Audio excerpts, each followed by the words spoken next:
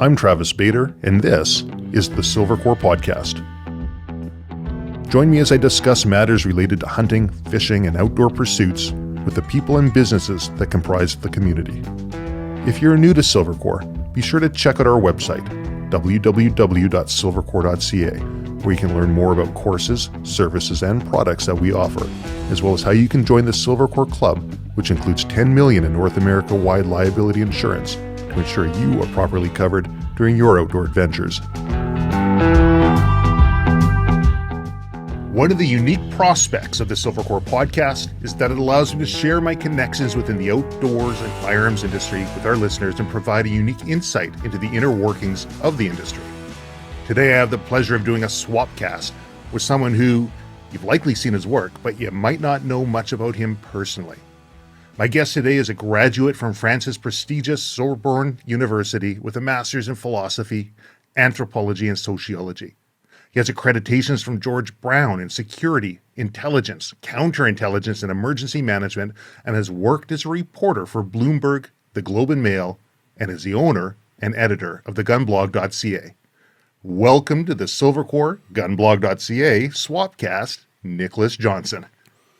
Travis, it's a real pleasure to be with you and to be your guest, and it gives me great pleasure also in this Swapcast to be interviewing you, the founder and owner of Silvercore, and getting to know more about you as an individual and as a businessman and so much more. I guess, to get things rolling here, I'm curious about TheGunBlog.ca and sort of what motivated you to get into such a niche industry. This is taking me back now. I love the question. It's a simple question, and you know that sometimes the simplest questions are the hardest because I want to get back into the motivation. I started it. I went live on January 4th, 2015, and at the time, what really motivated me was what I felt was an imbalance in the media. I was deep into self-defense and concealed carry and or discreet carry and personal protection. In terms of like philosophically, I've never had to do it, but I was interested in those concepts and learning the techniques. And as a gun owner, and I had recently got my firearm license, my possession and acquisition license in Canada. I'm based in Toronto. And I just felt that there was an incredible anti-gun bias in the media, in politics, in policy. And I wanted to be a counter-narrative. I wanted to start just basically give an opinion that I felt was not being reflected, the perspective of a recreational firearm user who, I felt that perspective was not being reflected, and I wanted to offer it.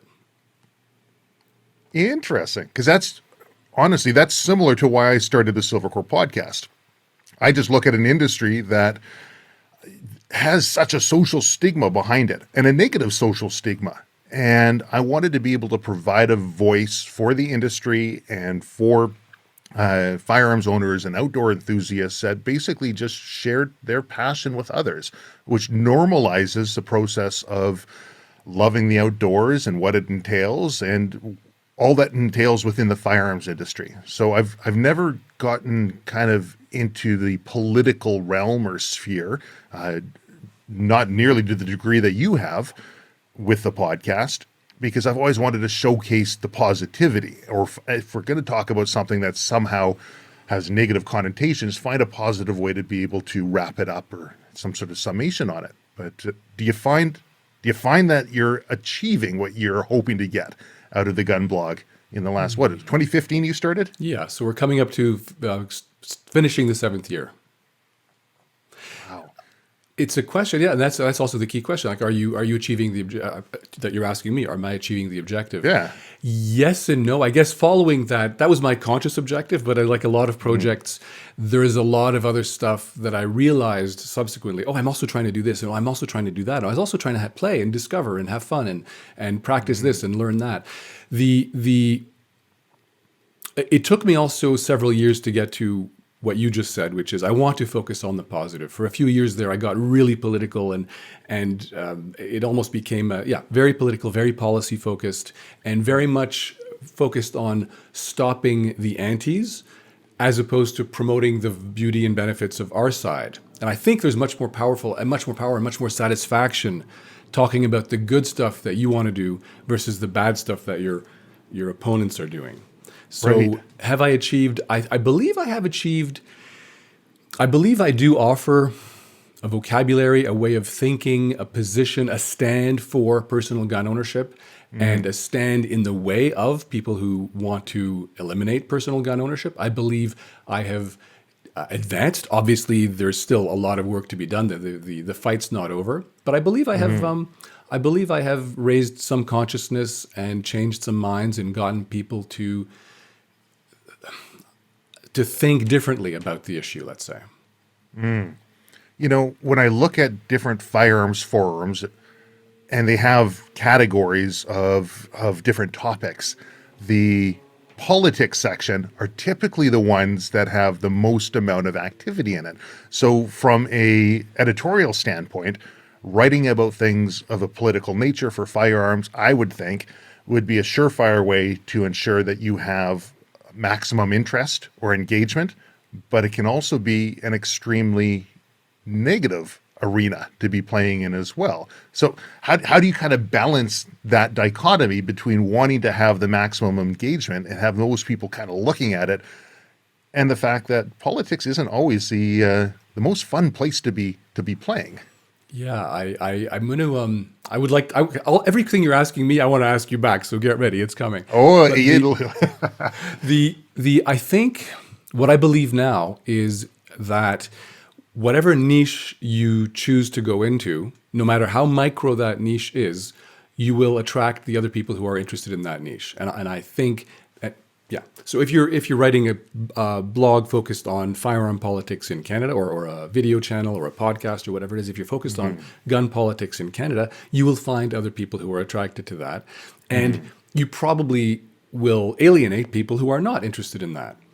right. And I found in my case, I don't know. I think I got interested in the politics. In fact, I'm just losing interest in the politics. I'm so turned off by what's happening now, and that I'm actually losing interest in politics and trying to move the blog in a different direction, move what I do in a different direction. But the politics is also nasty. It gets mean, and people have very strong convictions.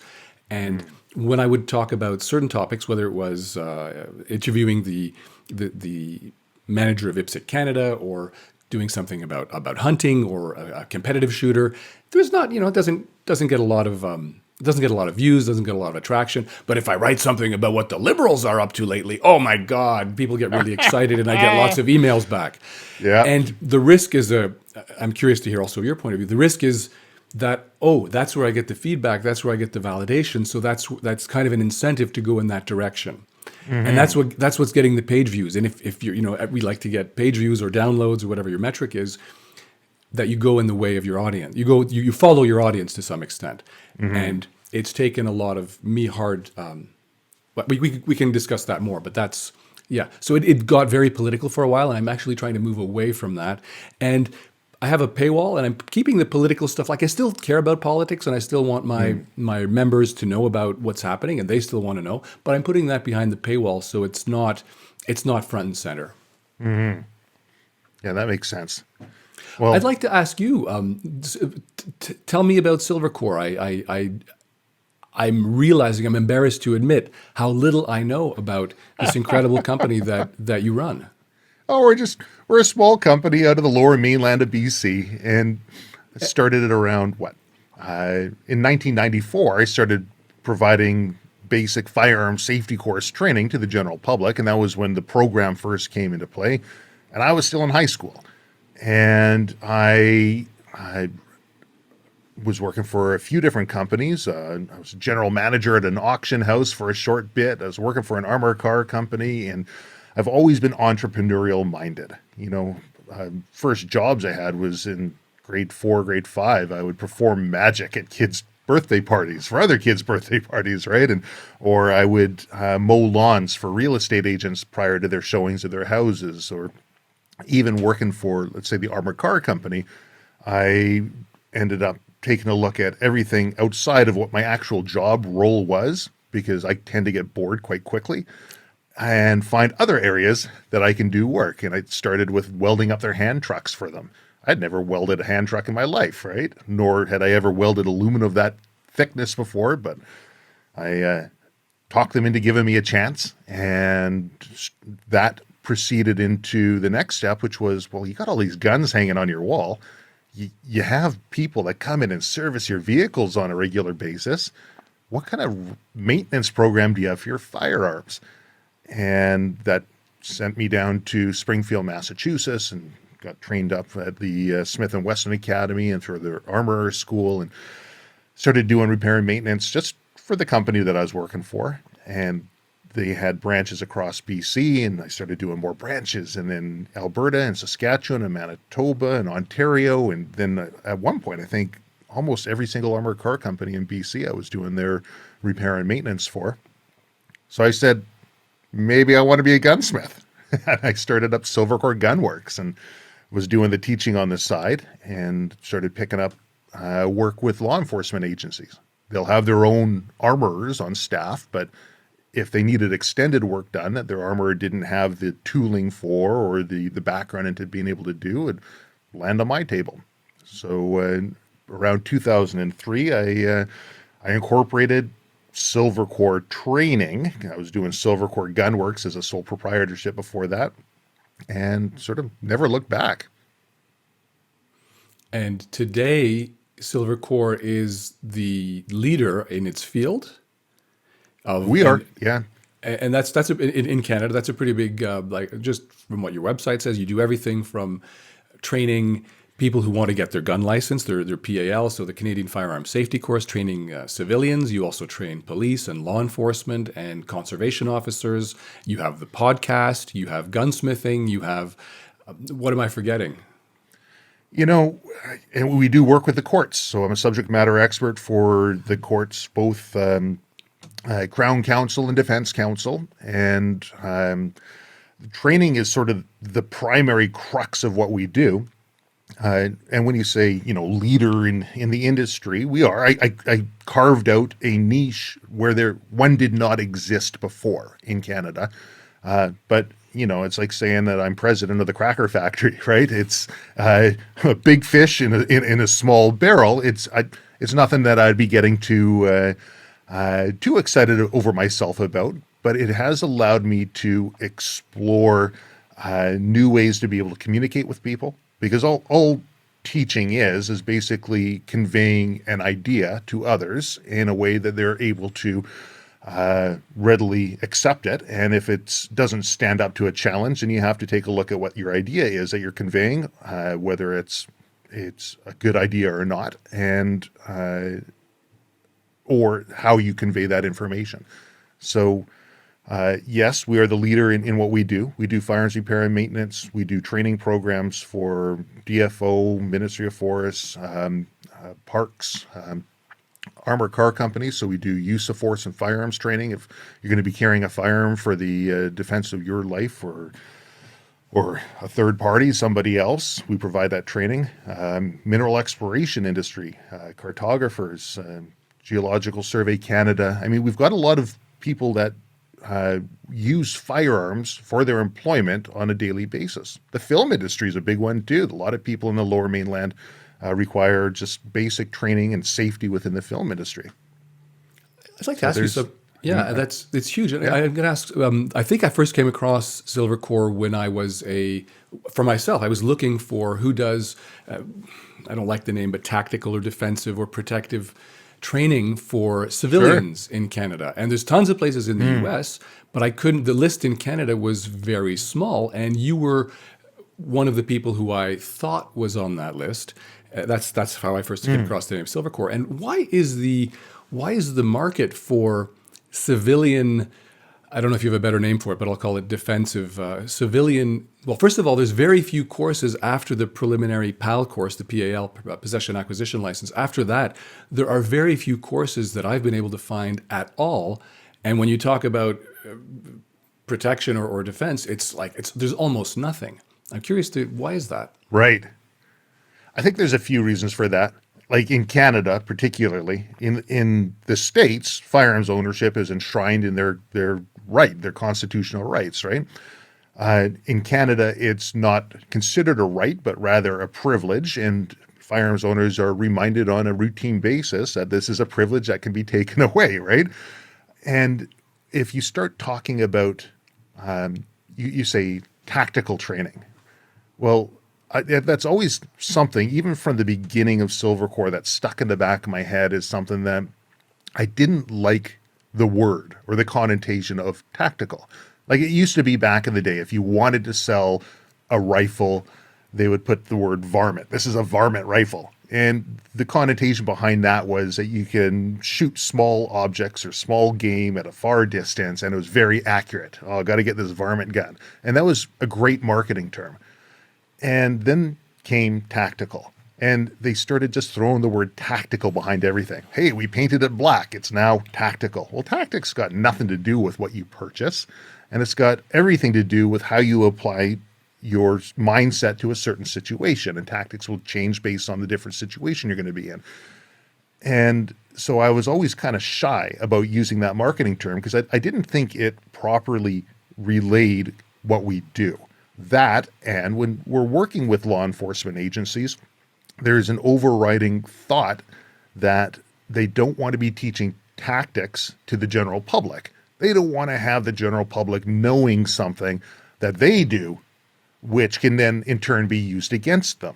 So we've got law enforcement firearms instructors that work on staff, and some feel very strongly about this. And my mindset on that has always been, why don't we just teach somebody how to use a firearm proficiently?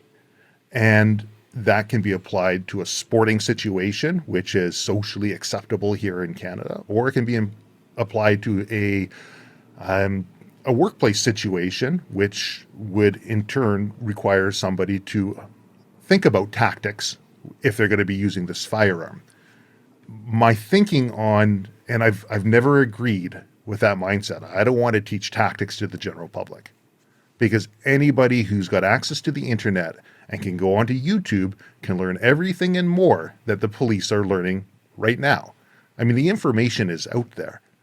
And the other thought I always had was, if the tactics an agency is going to deploy in order to protect others or protect themselves is such that it would fall apart if anybody else kind of knew or had an inclination of what they're going to do, maybe it's time to reassess those tactics. And it's sort of like having an argument or a disagreement with somebody, and you've got your position and they've got their position, or let's say you want to negotiate to some sort of a common ground. Having a whole bunch of tricks in your back pocket doesn't necessarily mean that you are going to be the big winner at the end of the day, especially if that other person learns those tricks and then you're back to it. Mind you, if you have a framework that everybody knows about and they're aware of, and they know if this happens, we're going to do this, they kind of know the process through it. It will allow both of the people in the dispute to be able to more quickly come to a common ground. I don't know if that's the best analogy, but just talking here off the top of my head, if we were in a tactical situation and you were doing something that would elicit a response from me, maybe you wouldn't do that something knowing full well that the next step is that response. And maybe we could come to some sort of a resolution that's more favorable. I don't know, maybe a bit off topic. But it's interesting, as you're saying that, I'm thinking of back. So again, I'm going to be perfectly upfront here. I make no claims to be gunslinging, whatever. I've internet commando or armchair commando or whatever you want to call it. A few hundred hours of what in the industry is called defensive training. Force on force and judgment and various drills and stuff that you'd find in a commercial school available to civilians. And I know that for me it really changed my life. First of all, it opened me to concepts and considerations that I never would have thought of, because that whole world was brand new to me. And I find that it was also very humbling. And a guy who I've studied armed and unarmed fighting.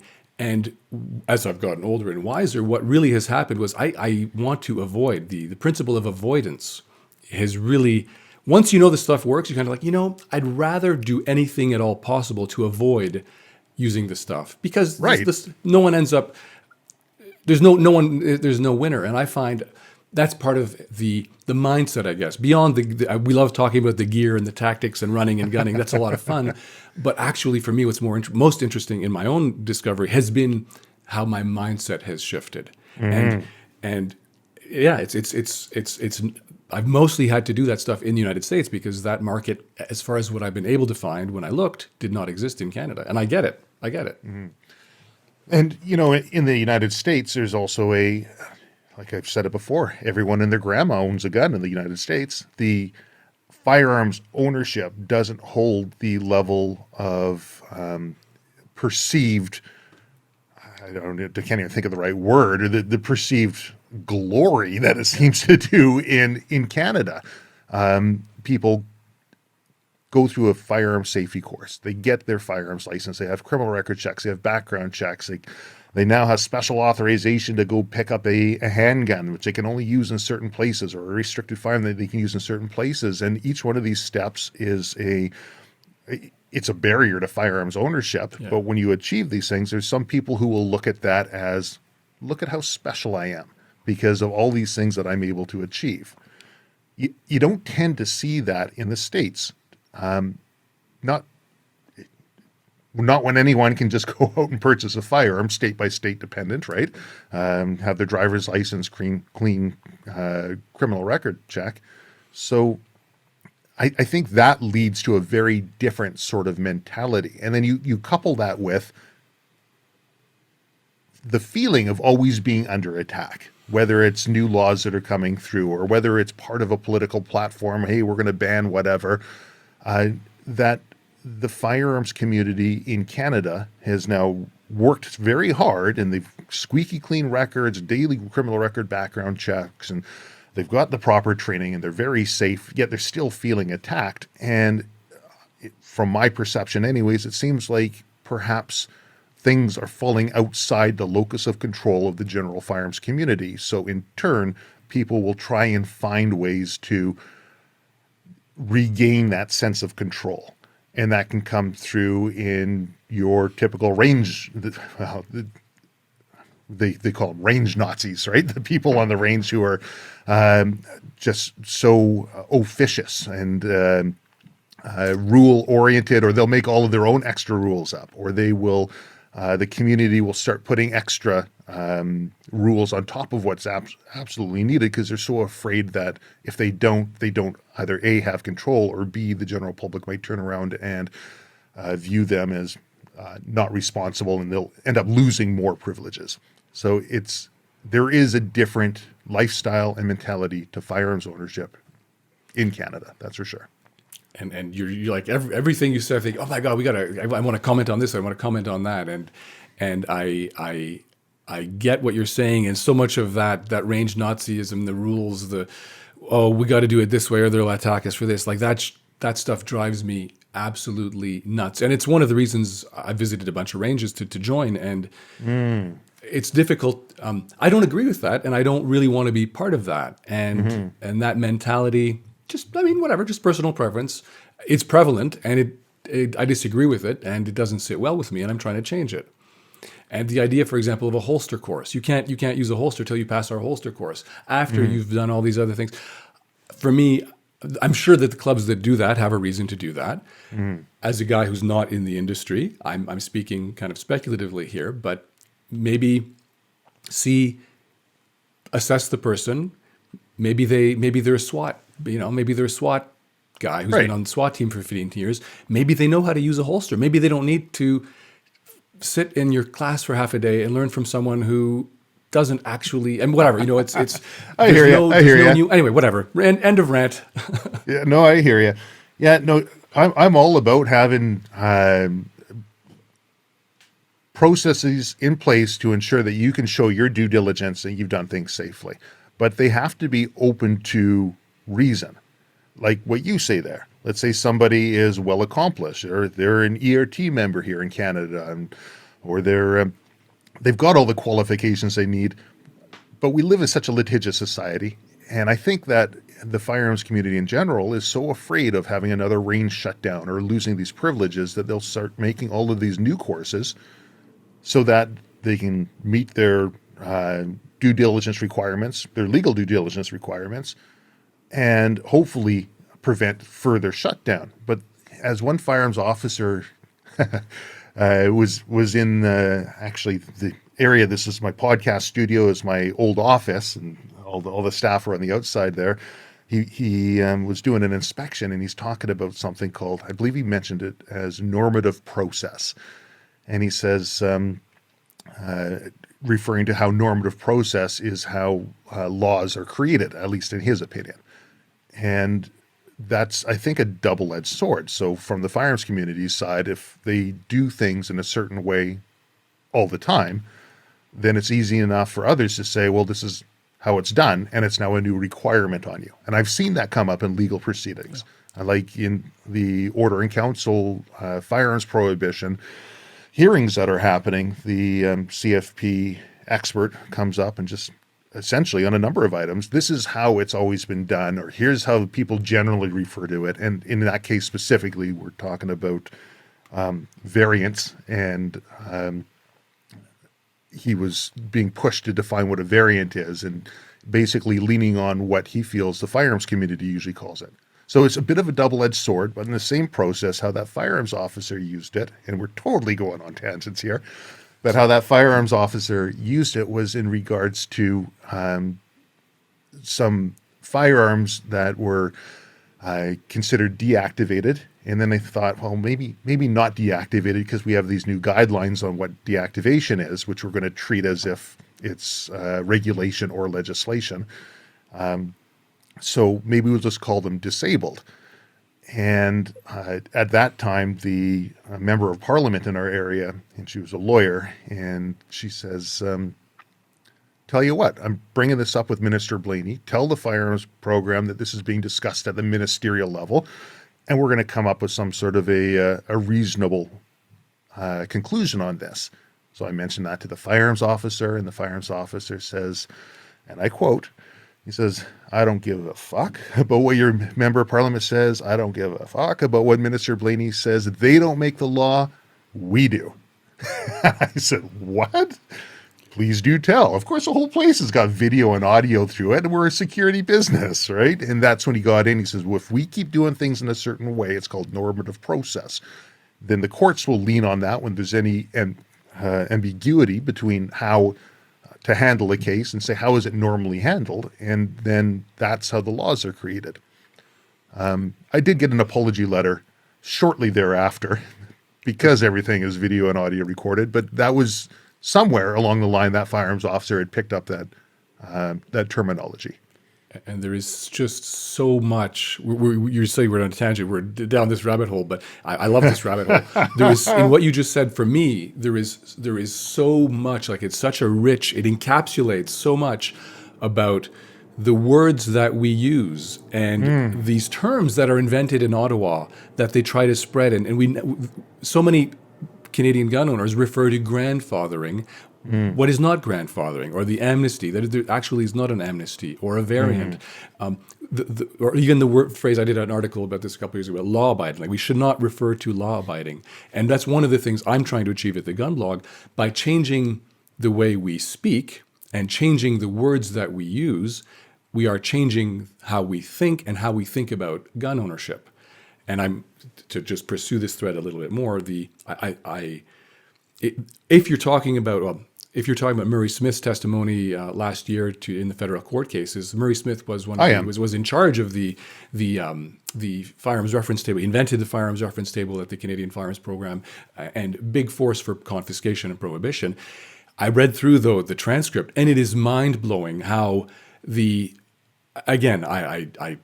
as a lay person, it just strikes me as how this is a government official. And what he is doing, we've paid his salary all his life. He is not working to clarify and inform and improve the situation. He's working to obfuscate and spread disinformation and hide and be, what's that thing where you don't give a straight answer, you're kind of dancing around. Right, you're shifty. You're shifty and trying obstruction, basically obstructing the process. And people, I published this, and I recommend anybody, if you care about this and you want to see the workings of the guts of the former head of the confiscation department in the Canadian Environment Department. You got to read that Murray Smith testimony. You can go to TheGunBlog.ca and Google Murray Smith, and I think it's available there or through the federal court. Anyway, or contact me. Can we switch gears for a sec?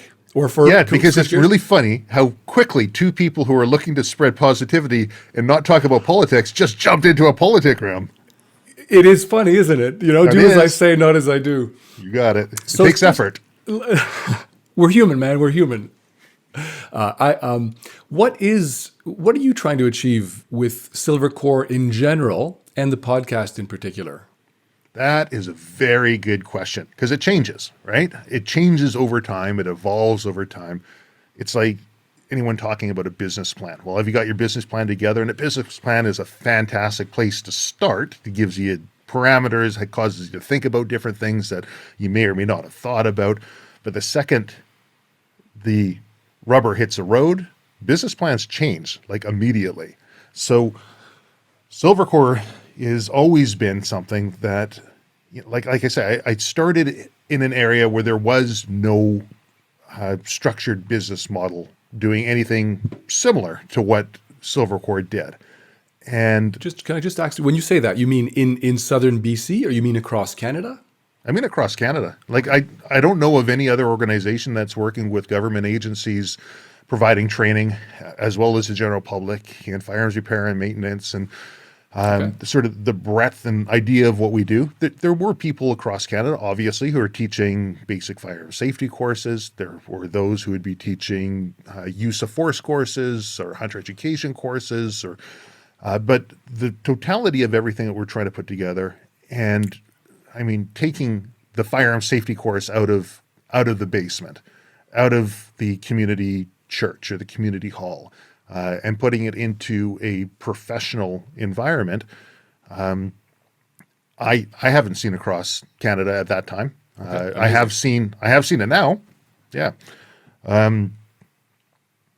It's not like I invented the idea, but I just sort of built on something that was sort of already there and continued to add these different pieces to it and find ways that we can bring value to both the end user, the client, the student, the customer, as well as the interesting part is do all of that while still playing well with all the government agencies and the regulatory bodies, which will have differing views and opinions on how any of these things should be conducted. So it's been a very interesting juggling experience.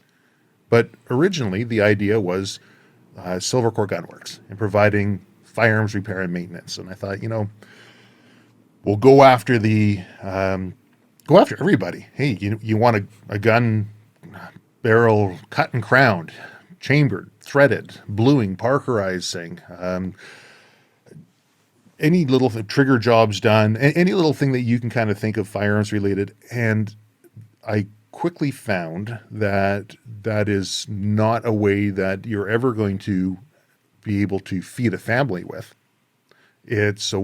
With dealing with the general public, they would quite often come in with a $100 firearm that they bought at a gun show that they want to look or function like a $1,000 firearm, but they only want to put another $50 in it to get there. And why not take it to the kid who's doing gunsmithing? Because I was in my early 20s at the time. And I was more than happy to do the work because it gave me experience and like connections and all the rest. So that was sort of where Silvercore started. And then I thought, I really enjoy training and I really enjoy dealing with people. Can I turn these courses that I'm doing maybe once a month and I'd shut down in the summertime doing the courses? Can I turn this into a business? The answer is yes. And I have. But like I say, not without the challenges along the way. So that was sort of the advent of all of that through building a business in a niche industry. You're going to get opposition from all sides. So you're going to get opposition from the regulatory bodies because they're going to say, well, that's not how it's done. And I'd say, why not? I've read through the regulations. I've read through the legislation. Why not? And some people would clue in and they'd say, yeah, you know what, you're right. Let's play ball. Other people, would be a little bit more rigid in the thought process, and they say, well, no, maybe that's that whole normative process thing again, right? This is how it's always been done. So I'd have to push really hard in order to make progression in those areas. But on the same side, I would also find those within the firearms community. Some people were like, hoorah, go for it. This is great, right? Whereas others would push back and they'd say, well, who is this kid, right? He's not a police officer. He's not military. He's not an IPSC shooter, right? Because that was sort of the process back then, one of the more formal shooting disciplines. Who is this guy to go in there and do this? I mean, it should go to somebody else who's done all of these things. And sure, very well could have, but nobody was pushing, and I was. So it's been a learning process. But thing is, as you start building up steam, you start finding more and more people kind of getting behind the idea and the concept. And the end concept has always been to assist the firearms community in Canada, to reduce barriers to lawful firearms ownership. And I know you're saying before, get away from the whole legal gun owner, but obviously having barriers in place to minimize access to those who are of criminal intent, I think is a really good idea. But for those who are, as we were saying before, law-abiding individuals who are looking to use these firearms for, and I see you cringe there, and I think I know why. Just on the word But they're looking law-abiding, to use, that's all. That's my peeve. That's all. But you can say what you want. okay, let me take a guess at why you say law-abiding. Because people who use the word law, what's that? Yeah. So I don't use the phrase law-abiding. No. Let me take a guess at why you don't want to say law-abiding. Because the second the laws are changed, they're no longer law-abiding. Yes, and exactly. So yes, that's a big part of it. The other idea. So you focused on the law side. The other side is the abide. That abiding implies. I'm going to put it simply, a master-slave relationship. The slave abides by the master's rules. Right. And I want to restore the concept that we don't abide by the law, we make the law. We make the law indirectly by electing politicians who act on our behalf and so forth. But we should not be law-abiding, we should be law-demanding or law-making. And then also, let's dig it a little deeper, why do we want to qualify ourselves at all? The reason we want to qualify gun ownership is because we're trying to appease the antis and make us, and I would say, just stand up and call yourself a gun owner. Mm-hmm. Yeah. I mean, if there's any distinction in there, it would be the criminal. And that's it. Because anybody who's a gun owner is obviously law-abiding because they've gone through the process. Or they're a criminal because they've acquired a firearm by some nefarious means. Well, I would say, and that's also how in this cultural moment that we are experiencing in Canada, maybe the world, the debate, like the world, I believe the regulatory world, we're going down into the rabbit hole here. Are you ready? Mm-hmm. The regulatory world, in my opinion, things are upside down, backwards, and inside out. It used to be, in my view, a person would buy a gun in order to protect themselves. And public safety starts with personal safety. If I can protect myself and my family and my home, and we can protect our community, and we can protect our region, and we can protect our country from internal and external threats, well, then you have public safety, you have personal safety, you have national security. Things are upside down now in this world we live in, where restrictions on the ability to protect yourself is considered public safety. So you disarm the public, and you're calling that public safety? What? So we flipped that completely upside down. And gun owners, the debate has shifted such that we feel, instead of just thinking, well, gun ownership is normal, and there's this fringe element that does bad things with guns and ammo, but we don't, that's so fringe, it's so marginal that it needs to be maybe talked about and dealt with, but that's not what gun ownership means to us. The debate has so shifted to the paradigm of crime and violence that the hunters, the sport shooters, the collectors, the investors, the craftsmen, everybody feels that they have to qualify. Oh, I'm one of the good guys. I'm not a bad guy. And I'm trying to say, stop it. Stop trying to qualify yourself and appease the antis, and reclaim your ground. Reclaim your ground and just call yourself a hunter or a gun owner. And no one would think of calling themselves, oh, I'm a law-abiding driver. Yes, there are people who steal cars and crash cars, or I'm a law-abiding chainsaw user, or I'm a law-abiding computer user. I'm a law-abiding I'm a law-abiding phone user. I don't detonate bombs with my phone. Like no one, it's absurd. Right. And yet, when it comes to gun ownership, there's no other domain that I've ever come across where someone uses the word law-abiding except when they're talking about themselves as a gun owner. What the heck is up with that? I like that. Well, I think that's got to do with just the social engineering over the last many decades of firearms and how they're portrayed in the media, which comes full circle to a fellow who worked for Bloomberg and for the Globe and Mail and now writes on it. What do you think about how firearms are how they're being portrayed and firearms owners are being portrayed within the media? Do you think that the media is abusing its responsibility in how it reports?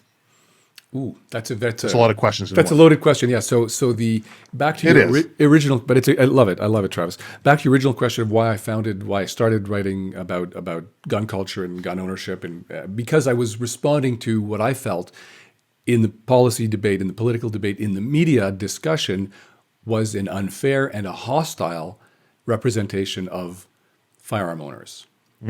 And what I believe, and what a lot of people I believe are wrong in not realizing, that journalism is activism. That every modern newspaper, TV channel, radio channel, almost everyone basically was founded by someone who was trying to promote or prevent social change. Whether it's the Globe and Mail or the Toronto Star, or pick any TV station, any media was founded by an activist pushing to prevent or promote social change. Okay, so journalism equals activism.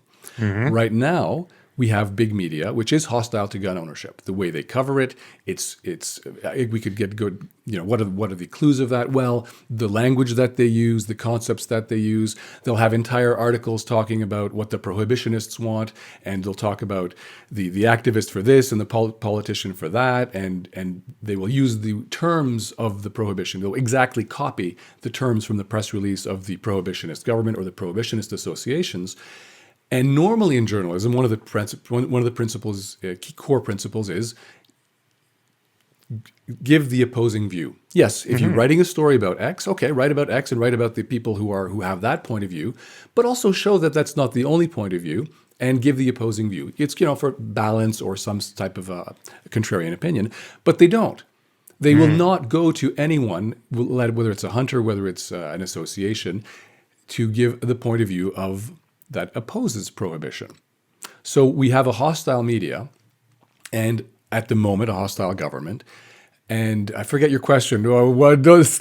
No, I mean where you're going with that is interesting, because I'm not convinced that everybody within the media is approaching it from a hostile situation, but I think that people are predisposed to naturally just go to how you speak about firearms is this certain way, which is where TheGunBlog.ca and where the Silvercore podcast, it sounds like both of our efforts are aligned in what we're trying to do. My thinking behind the Silvercore podcast is, if we can just talk about openly and honestly about different aspects of firearms ownership or hunting or angling or whatever it might be, things that I'm interested in, without even getting into the discussion. Like you say, I never actually put two and two together with the whole law-abiding portion of trying to defend your position without even getting in that defensive position. Maybe my small efforts and your large efforts through TheGunBlog.ca will permeate into the consciousness of others and how we talk about it. I don't know. Do you think it will, or do we have to hammer people over the head? Well, it's one of the questions I wanted to ask you to follow up what you were saying earlier was what keeps you going with all the challenges, whether it's legal or administrative or regulatory or business or personal, whatever. What keeps you going? And I'll answer first is like when I think of every day, I think of throwing in the towel, or almost every day I think of throwing in the towel because it's not moving fast enough and who cares and it's too small and it's not whatever, blah, blah, blah, excuses and reasons. And then someone will write me an email and say, thank you. I'm thinking of Ron. Ron, if you're watching this, he said, I'm trying to remember his exact words. Thank you for helping me think freedom again. Nice. I get an email like that and I say, yes, okay, this guy gets it. Maybe I want to reach tens of millions, but okay, maybe for now I'm only reaching hundreds or thousands or tens of thousands, but there are people who get it. And when you have anyway, so that's the feedback that's what keeps me going when in terms of permeating, and I would say even raising consciousness and helping people think differently about this stuff. But I just want to tag a footnote here, if I could, about, I don't really, in terms of the media, I want to, my colleagues in media, as you said in the introduction, I worked as a journalist for more than a decade at Bloomberg, and that's where I learned the trade of journalism. I see now what I was doing in a completely different light. I was not writing about guns. I was writing about the stock market, basically. And I thought that at the end of the day, when I published my story, I thought that I was telling the truth or some version of the truth. And now, as a journalist, I thought, yeah, I told the story. And now I think journalists act in good faith. I was acting in good faith, trying to accurately present the facts and present whatever the issue was to the best of my ability, and with quotes and the experts and whoever, tell my story in a way in good faith. And I believe most journalists are acting in good faith when they publish their story, or I think it's a case of systemic bias. Over the last couple of years, we've talked a lot about systemic bias as regards to race or sexuality. There is, at this moment, a systemic bias in reporting about gun ownership. And I'm also, I don't publish this, but I've got a lot of conversations with journalists behind the scenes, interviewing them and educating them and informing them, and to try to change that. And obviously, I'm perfectly upfront. I have a systemic bias, pro-gun bias, that gun ownership is normal, and I think that I think you do too, and I think that's what you're trying to do with the podcast. We are two little voices, and there's a few other media voices, like pro-gun voices in Canada. I think we can get away with having our bias, because in front of us, going the other way is it's an elephant versus a mouse situation. Mm-hmm. Yeah, I don't know. I've never tried to take obviously you're right. My bias is pro firearm for responsible individuals, right? For people who should have firearms. I don't think everyone's got a God-given right to own a firearm. I think there's certain actions that people can make throughout their lifetime that can start putting restrictions on those sort of endeavors. But from and I'm kind of, my brain's kind of going off in a couple of different areas at the moment. Good. But I do agree that there is a systemic bias within the media, but I've never approached the Silvercore podcast as trying to be pro-firearm. I simply have approached it as by trying to be pro-positivity, pro-passion. Wow. Just show to me is mind-blowing, because that's huge for me. Just try and show people what's out there. And for me, from a very selfish standpoint, for me to be able to enjoy what I do. Because when you spend X number of years that I have trying to build within a niche industry, and I find myself in fights and with government agencies just to try and push the business forward, like some super logical things that would just make sense. And it's a process of, I guess, being told no over and over again, or same within the firearms community. There are those within the firearms community that would just revel in tearing down others. I think any business industry is like that. There's always going to be cutthroat aspects to it, but I would think within the firearms community, there should be an overwhelming thought process that goes towards, how does this benefit long-term? How does this benefit my business long term, which in turn means how does it benefit the firearms community? How does it benefit the general public? If everyone's benefiting long term, then you've got a sustainable, viable business plan.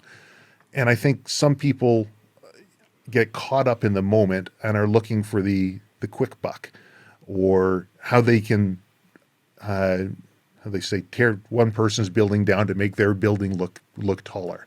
So there's, again, I'm trying to piece together a couple of different thoughts on this one, but I realize I'm going a little bit off topic. I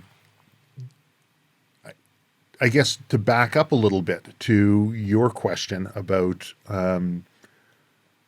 what is it that drives me in the industry? What is it that keeps you going? Yeah.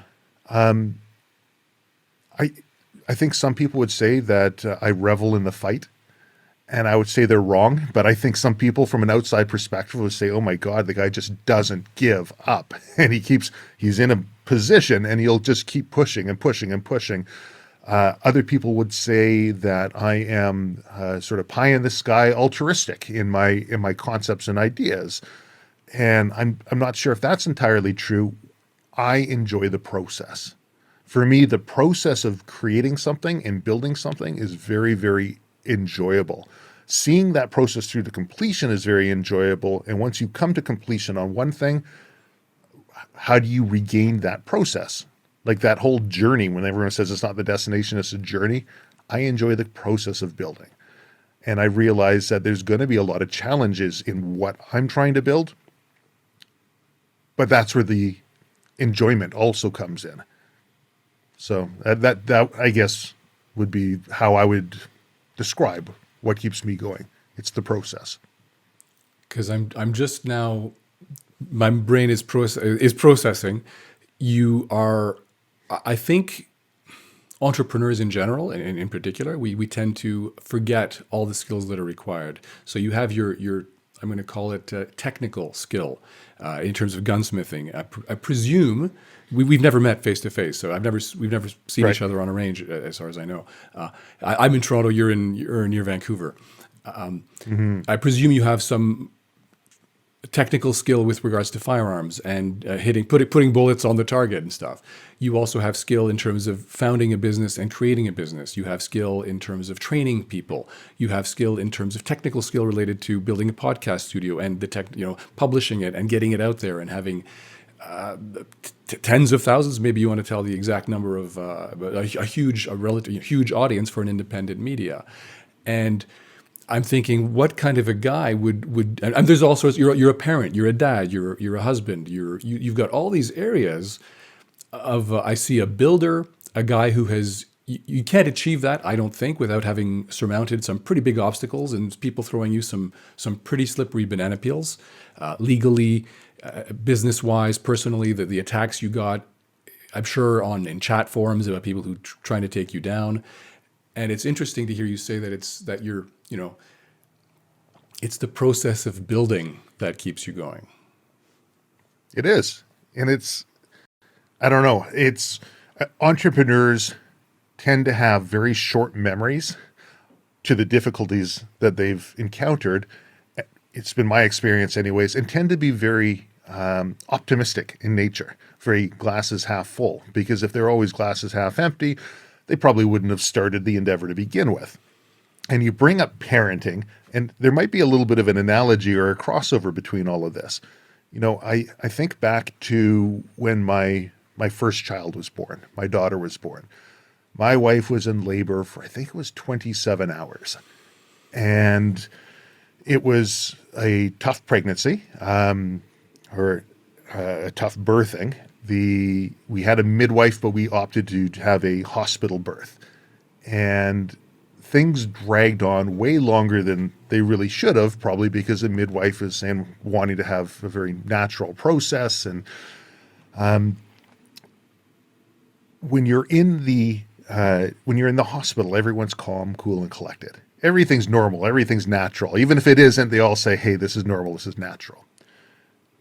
And when things started to kind of go sideways during the birthing process, and they had to call in some experts to come in. And I remember this This woman, the obstetrician, comes on in, and she's got forceps and suction cup, and then they decide, hey, we're going to, we think the umbilical cord is wrapped, so we're going to cut the umbilical cord. So they do, and they still can't get my daughter out.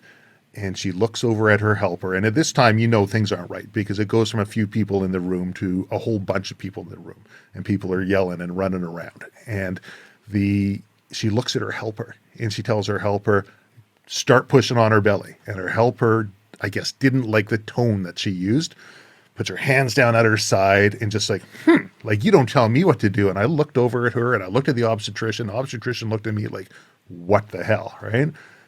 And so I jumped in there, and I put my forearm on her rib cage, found where the belly is, and tried squeezing my daughter out like a tube of toothpaste. Her daughter comes out. She has not been breathing for some time. No umbilical cord, no blood, right? And I remember, I thought for sure my daughter was dead. And I remember feeling so bad, lying, I thought, to my wife and saying, when my daughter came out, said, she's fine, it's all good, right? And then after a long period of time, I heard my daughter make a noise. And my first thought was, all right, that's awesome, she's breathing. And then my second thought was, maybe a little bit selfishly, oh no, she's breathing. That was a long time to not have oxygen for. Is she going to be okay? Despite that ordeal, and despite the difficulties and the pain and the issues that my wife had to go through, the midwife looked at my wife afterwards and says, do you think you'd ever want to do that again? And my wife's first response was, absolutely yes, in a heartbeat. And it's amazing how quickly you will forget all the difficulties and the pain and the issues that you go through in life if the reward is great enough. My daughter turned out fine. She's getting straight A's. She wants to be a doctor. She dances almost every single day. We were very, very fortunate in that whole process. But I look at that and I think, to a very small degree, in entrepreneurship, it's sort of a similar process. If the reward is great enough to the entrepreneur, if you're doing something that you think is worthwhile for yourself, for your family, and for others, then you'll continue to push through despite all of those difficulties. I'm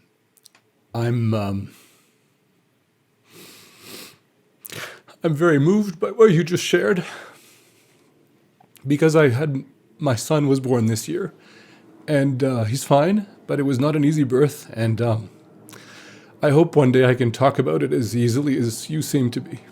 And I just have It's not easy. Yeah, it's not easy. It I'm is not sorry. easy. I don't know why I'm losing it here. No, it's not easy. It's because we care about the things that are important to us.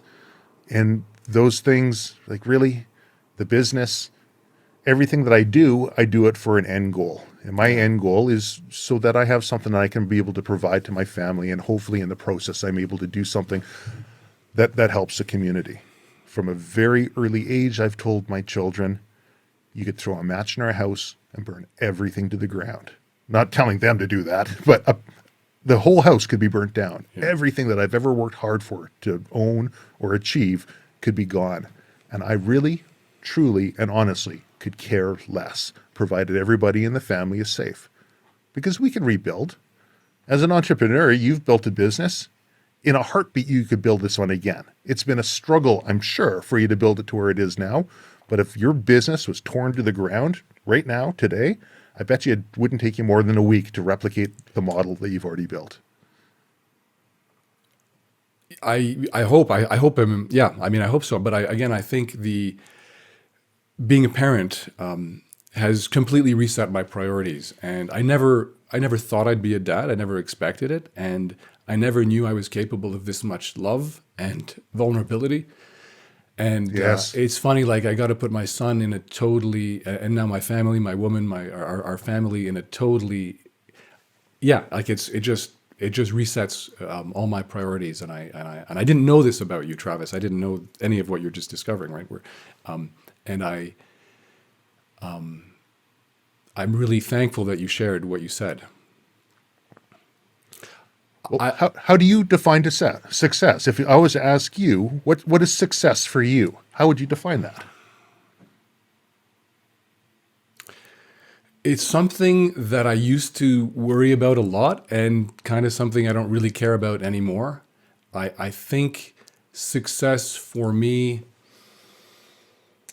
has to do with things like, well, what I would consider failure is, let's say I forget that I get all victimy and, oh, this sucks and that I didn't like the way that happened, and this when I kind of get complainy and blamey, that is, I would consider unsuccess. So I guess I would consider success when I remember that in any given situation I have choice and personal choice, and that's what I'm also trying to share with the community of gun owners, that we have choice, that we are powerful, that we can, the responsibility, we can choose how we respond to any situation. So what is success is when I remember, I guess it has to do with the kind of person I am being, and whether it's in the professional domain, whether it's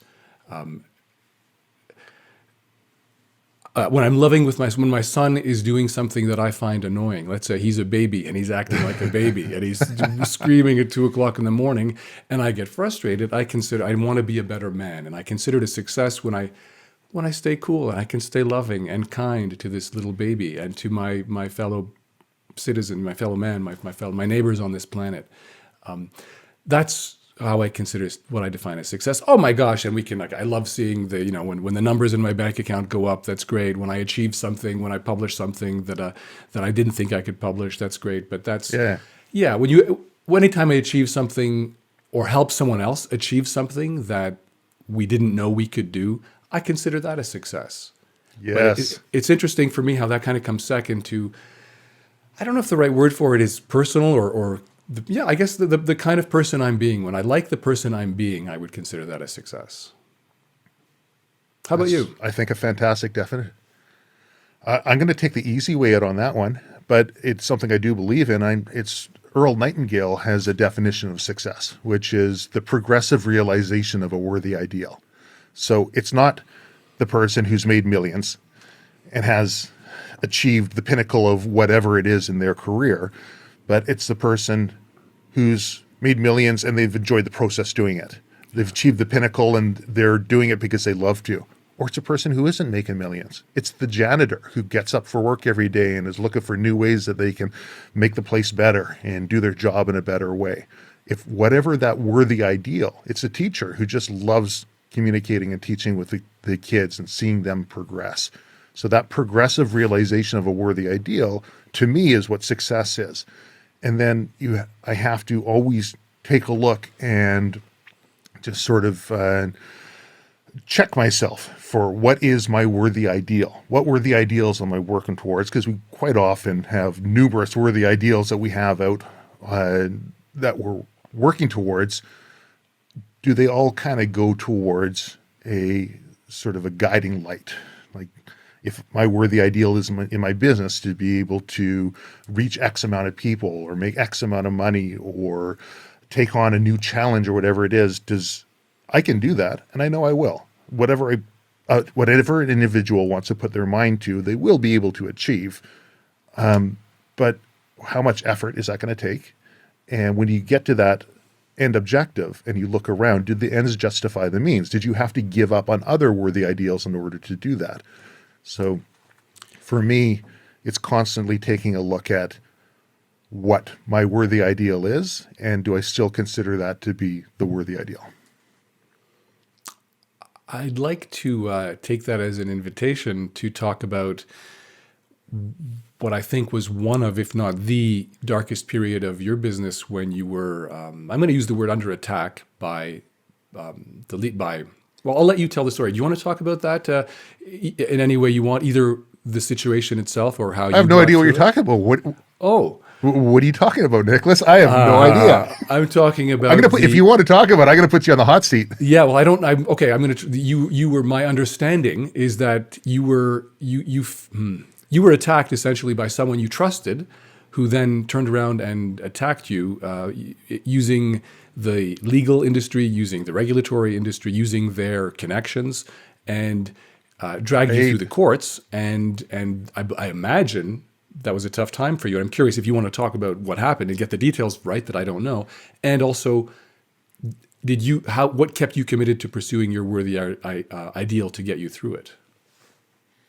Well, it's an interesting one, and I'm pretty sure I know what you're talking about. And unfortunately, I'm not 100% sure because I've lived a life where I've been under attack more than once in a fairly big way by those who I've trusted or those who are within the industry who I've brought into the industry and trained and set them up and had them accredited, and only to have them turn around and try and hurt my business in order to try and promote theirs, or to take from my business in order to promote theirs. So it is unfortunate, but then again, I look at it and I say, it's probably life. It's probably any industry. At one point I would say, oh, this gun industry, I tell you. But any industry where you're pushing and making advances, there's going to be the optics of either real or perceived money and power. Money and power, money or power. And those tend to be the two major things that cause issues or problems in people's lives that I've observed, where if there's no money coming in to a business, people can do some pretty strange things, right? People can get a little squirrely, and sometimes it's a real good test of their ethics and their moral character. When there's lots of money coming in, watch out. That's where the real test happens. Number one. Number two, power, whether real or perceived. If people have a perception of some loftier place that they'd like to be able to get to, that can cause people to do some really squirrely things. So I think one of the ones that you may be referring to dates back to about May 16th, 2008. So that's going back. There's the nod I see. So I'm on the right track. So that goes back a little bit. That's a bit of a wormhole that I'm sure at some point I will talk about in totality. I've had reporters speak to me on portions of it. I've had publishers asked to be able to publish a story. I've actually got a lawyer who says he'd like to write the book on it, the lawyer who actually dealt with the whole instance there. But that was a pretty dark day for me and for the industry in general, and I fought back against the man for 6 years. 6, 7, 8 years. Was it 8 years? And I'll have to do the math, but I fought back for some time. You can't see it, but over my right shoulder here, there's an apology letter that was drafted by the RCMP, a very rare apology letter for what they did. And there is a undisclosed settlement amount.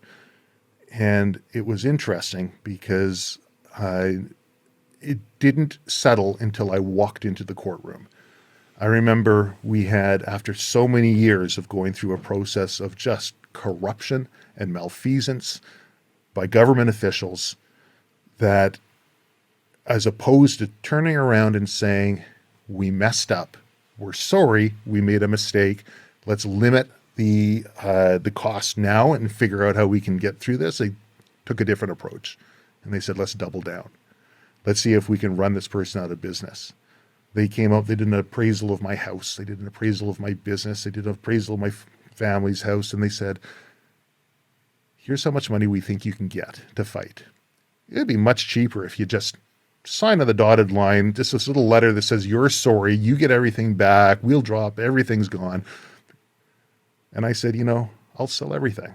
I'll live in a cardboard box.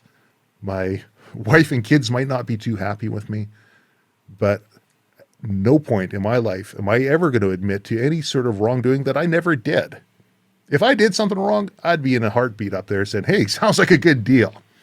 So walked into the courtroom, and it was funny because it's went up to the head of the RCMP. And I remember it was just an odd negotiation practice. like a couple days before that we're supposed to be going to court and calling them to task. And the Department of Justice says, how about you just give us a number? Just tell us what you want. And then we'll throw numbers back and forth and we'll figure something out. We don't have to go to court. I'm sorry. This is after what? Let me be 8 years. It was 8 years. After 8 years, you want to just do this little back and forth number game? Nope. Sorry. Right. And I had originally come up with a number, which was on the higher end. But I said, guys, tell you what, we can bring that number down. How about you provide me with an apology letter for what you did? A couple days before, they start this negotiation process. And it was funny because I remember they said, well, the number we're looking at here, we're going to have to get this approved by Robert Paulson, who always sticks in the back of my neck. He was the commissioner of the RCMP at the time? Right. Robert Paulson was a commissioner of the RCMP, but it always... It's pretty high level. Yeah, it was. The corruption was high level. What was it, Fight Club? His name is Robert Paulson, right? Just always is stuck in the back of my head. Anyways, they said, well, we're going to have to wake him up. I said, well, go ahead, wake him up, right? I don't care, right? And they're playing this goofy game back and forth. And finally I said, forget it. I'm going to see you in court. We'll just go for the high number, forget the apology letter. Well, as it ended, I got the number and the apology letter. I walked into the courtroom. Department of Justice says, I've never met anybody with your level of brinkmanship. And I said, first off, I didn't even understand what that word meant. I figured it out when he said it, but I'd never heard the word before. But I said, you have to understand, there was no brink for me. I was already over. You might have had a brink, but I was all in. In the end, and the DOJ and the separate people had their own lawyers. Their lawyers came up, I want to shake your hand, Travis, kind of like no hard feelings. One hid over in the corner. He didn't want anything to do with that. Two of them wanted to shake my hand, which I had no interest in. The dollar amount that the government came up with, really, in hindsight, even though I was holding their feet to the fire on that one, not only could have I got a lot more, I'm sure, it means absolutely nothing to me. That apology letter, which I was willing to throw out and just go for, hey, that's it, I'm going to stick it to you.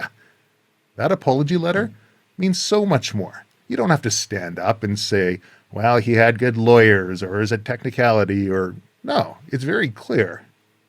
They fucked up and they've taken accountability for it. And that, in a nutshell, is the kind of defines me and my character. What means more to me than money is your reputation. And as much as I'd like to say, you should never care what other people think, I've just come to realize that's part of my personality. I do care. I care about how I'm perceived when I'm out there. So, that was a long-winded way of talking about the story without actually saying anything, really. Genius. Others can Google it. They can look in the newspapers. I was front page of the newspaper in our province and the Sun, and then they can read about, if they dig down a little bit further, they're going to see the apology letter, and they're going to see criminal charges against the one of the law enforcement officers, and then he was convicted. And I mean, it's a difficult thing for me to be able to speak to without going down that rabbit hole. So it's something that I'm sure at some point will be spoken about in greater detail.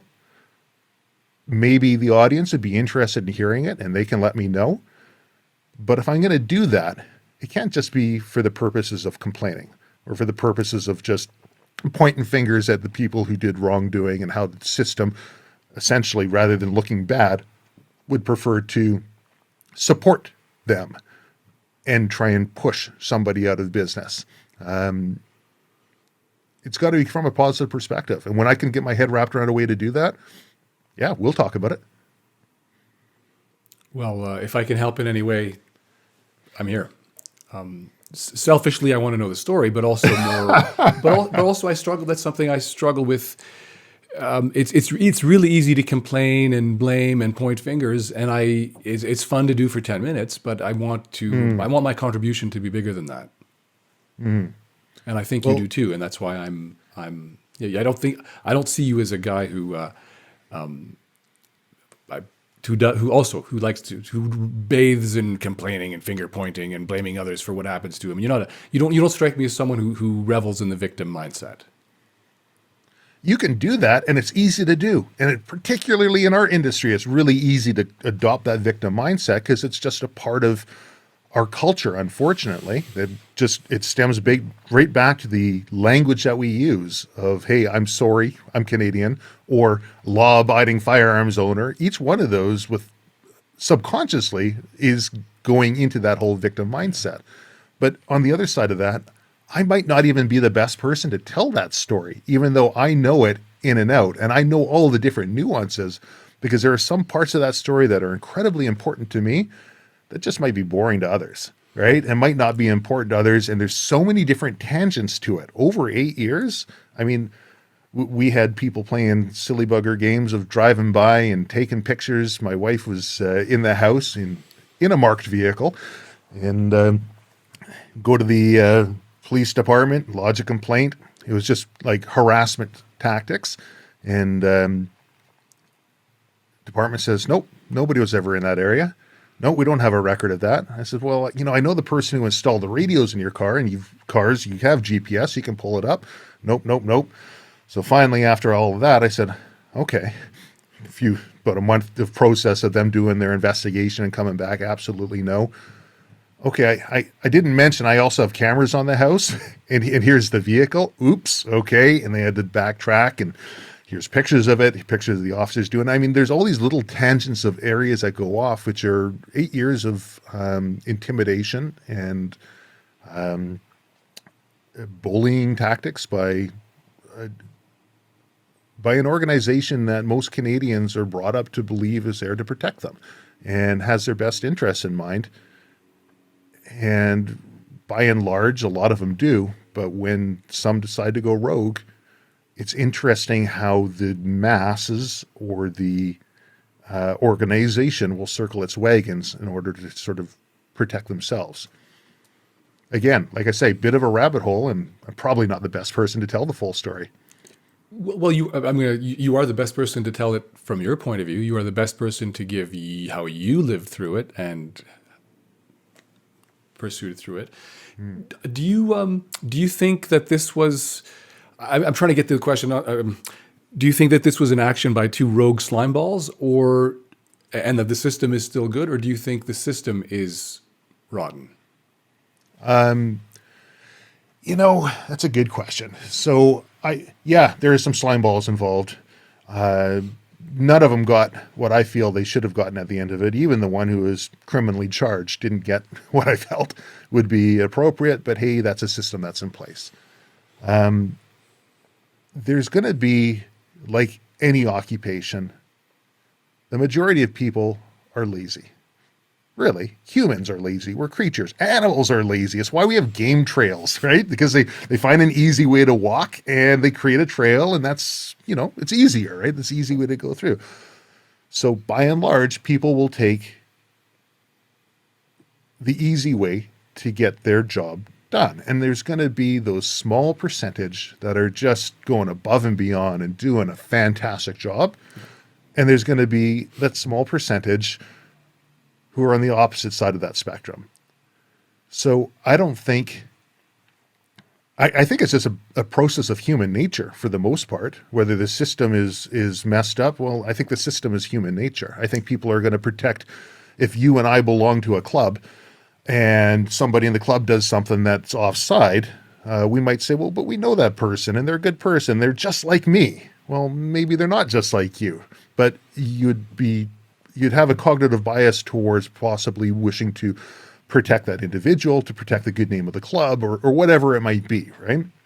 And I think that's where whole organizations can be pegged as bad. Whereas, like this one involved the RCMP. I don't think the RCMP as a full organization is bad. I think they're not without their problems, but I think they got a hell of a lot of really good people there. But it still stems down to, man, I got a job to do. I do it day in, day out. I want to go home safe to my family. Am I going to go above and beyond and really put my neck out there, whether that be physical risk, whether that be political risk, that job action, if I step up and say something? Or am I just going to find a way to be able to get through this and be able to continue helping people because I'm a good person. I want to help people and I can find another way to do it. I think the process has taught me who your friends are. I think it's taught me that while there are some people out there who most people would want to cover their own butt and protect themselves, if just keeping their mouth shut was the easy way and they could make sure they're protected, most would take that. But it also surprised me that there were some that just came out of the woodwork who owed me nothing, who I didn't know, who stood up and put their careers on the line in order to say what they knew to be true. So that was, this goes down to the whole, are people inherently good or are people inherently bad, right?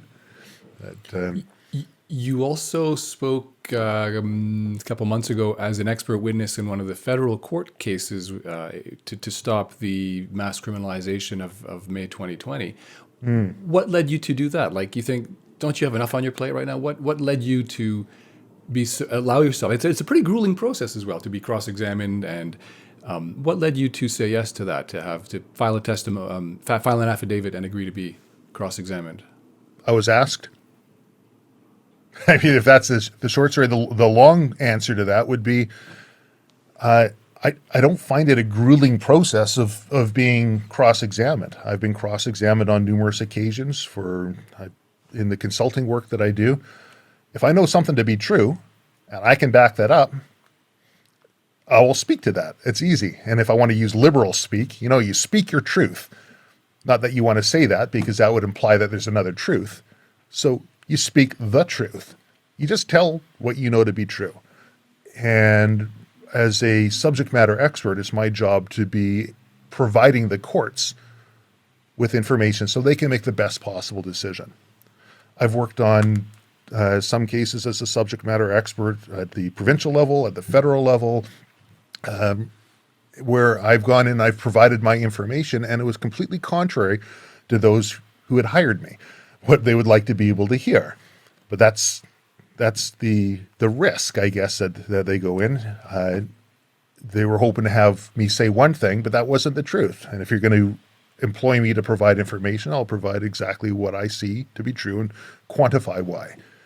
I remember another one where I provided all the information and the other side lied, and clearly lied. And I was astounded, and it was just a bit of an eye-opener for me.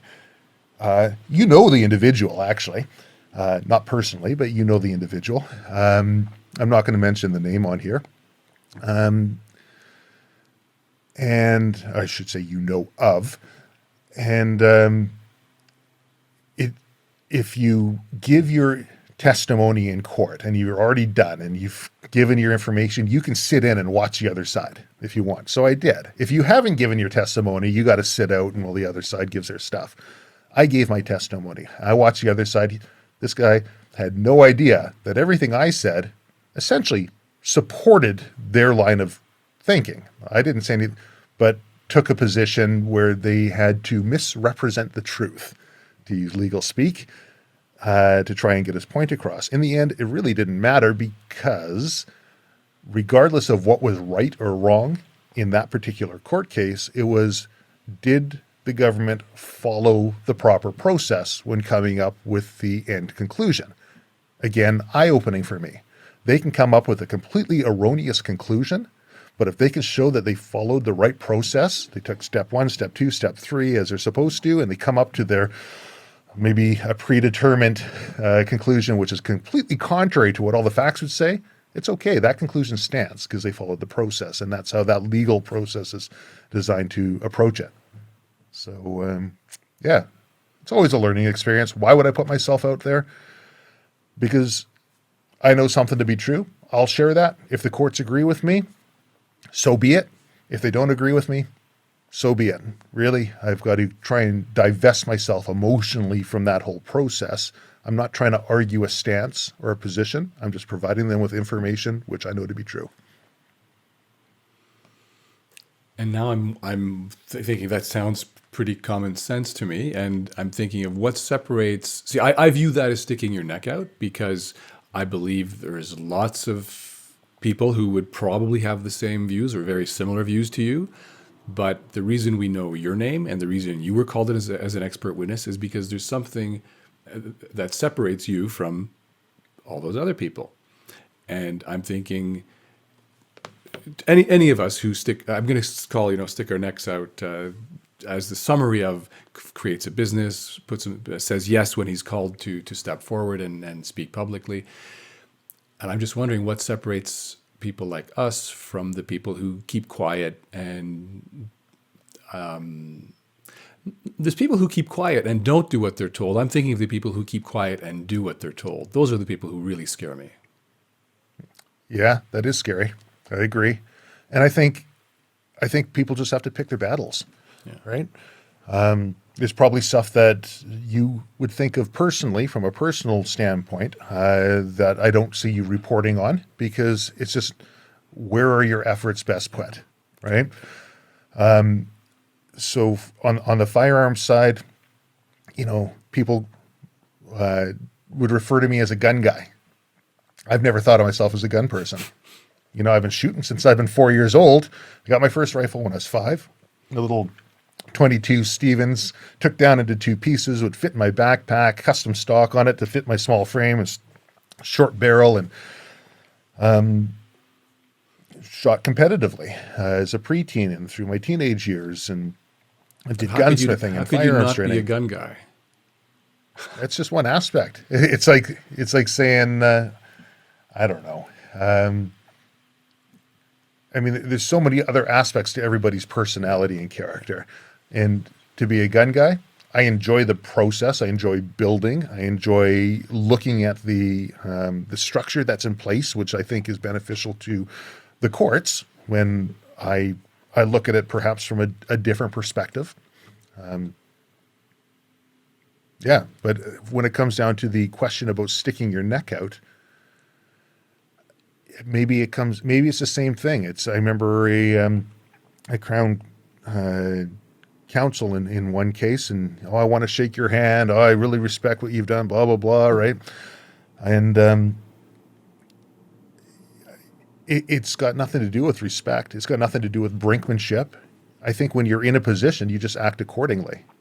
I think there are some true heroes out there that do heroic things on a daily basis, and sometimes people are put in extraordinary circumstances and they just react. And people are like, oh, that person's a hero. And the person says, no, I'm not, right?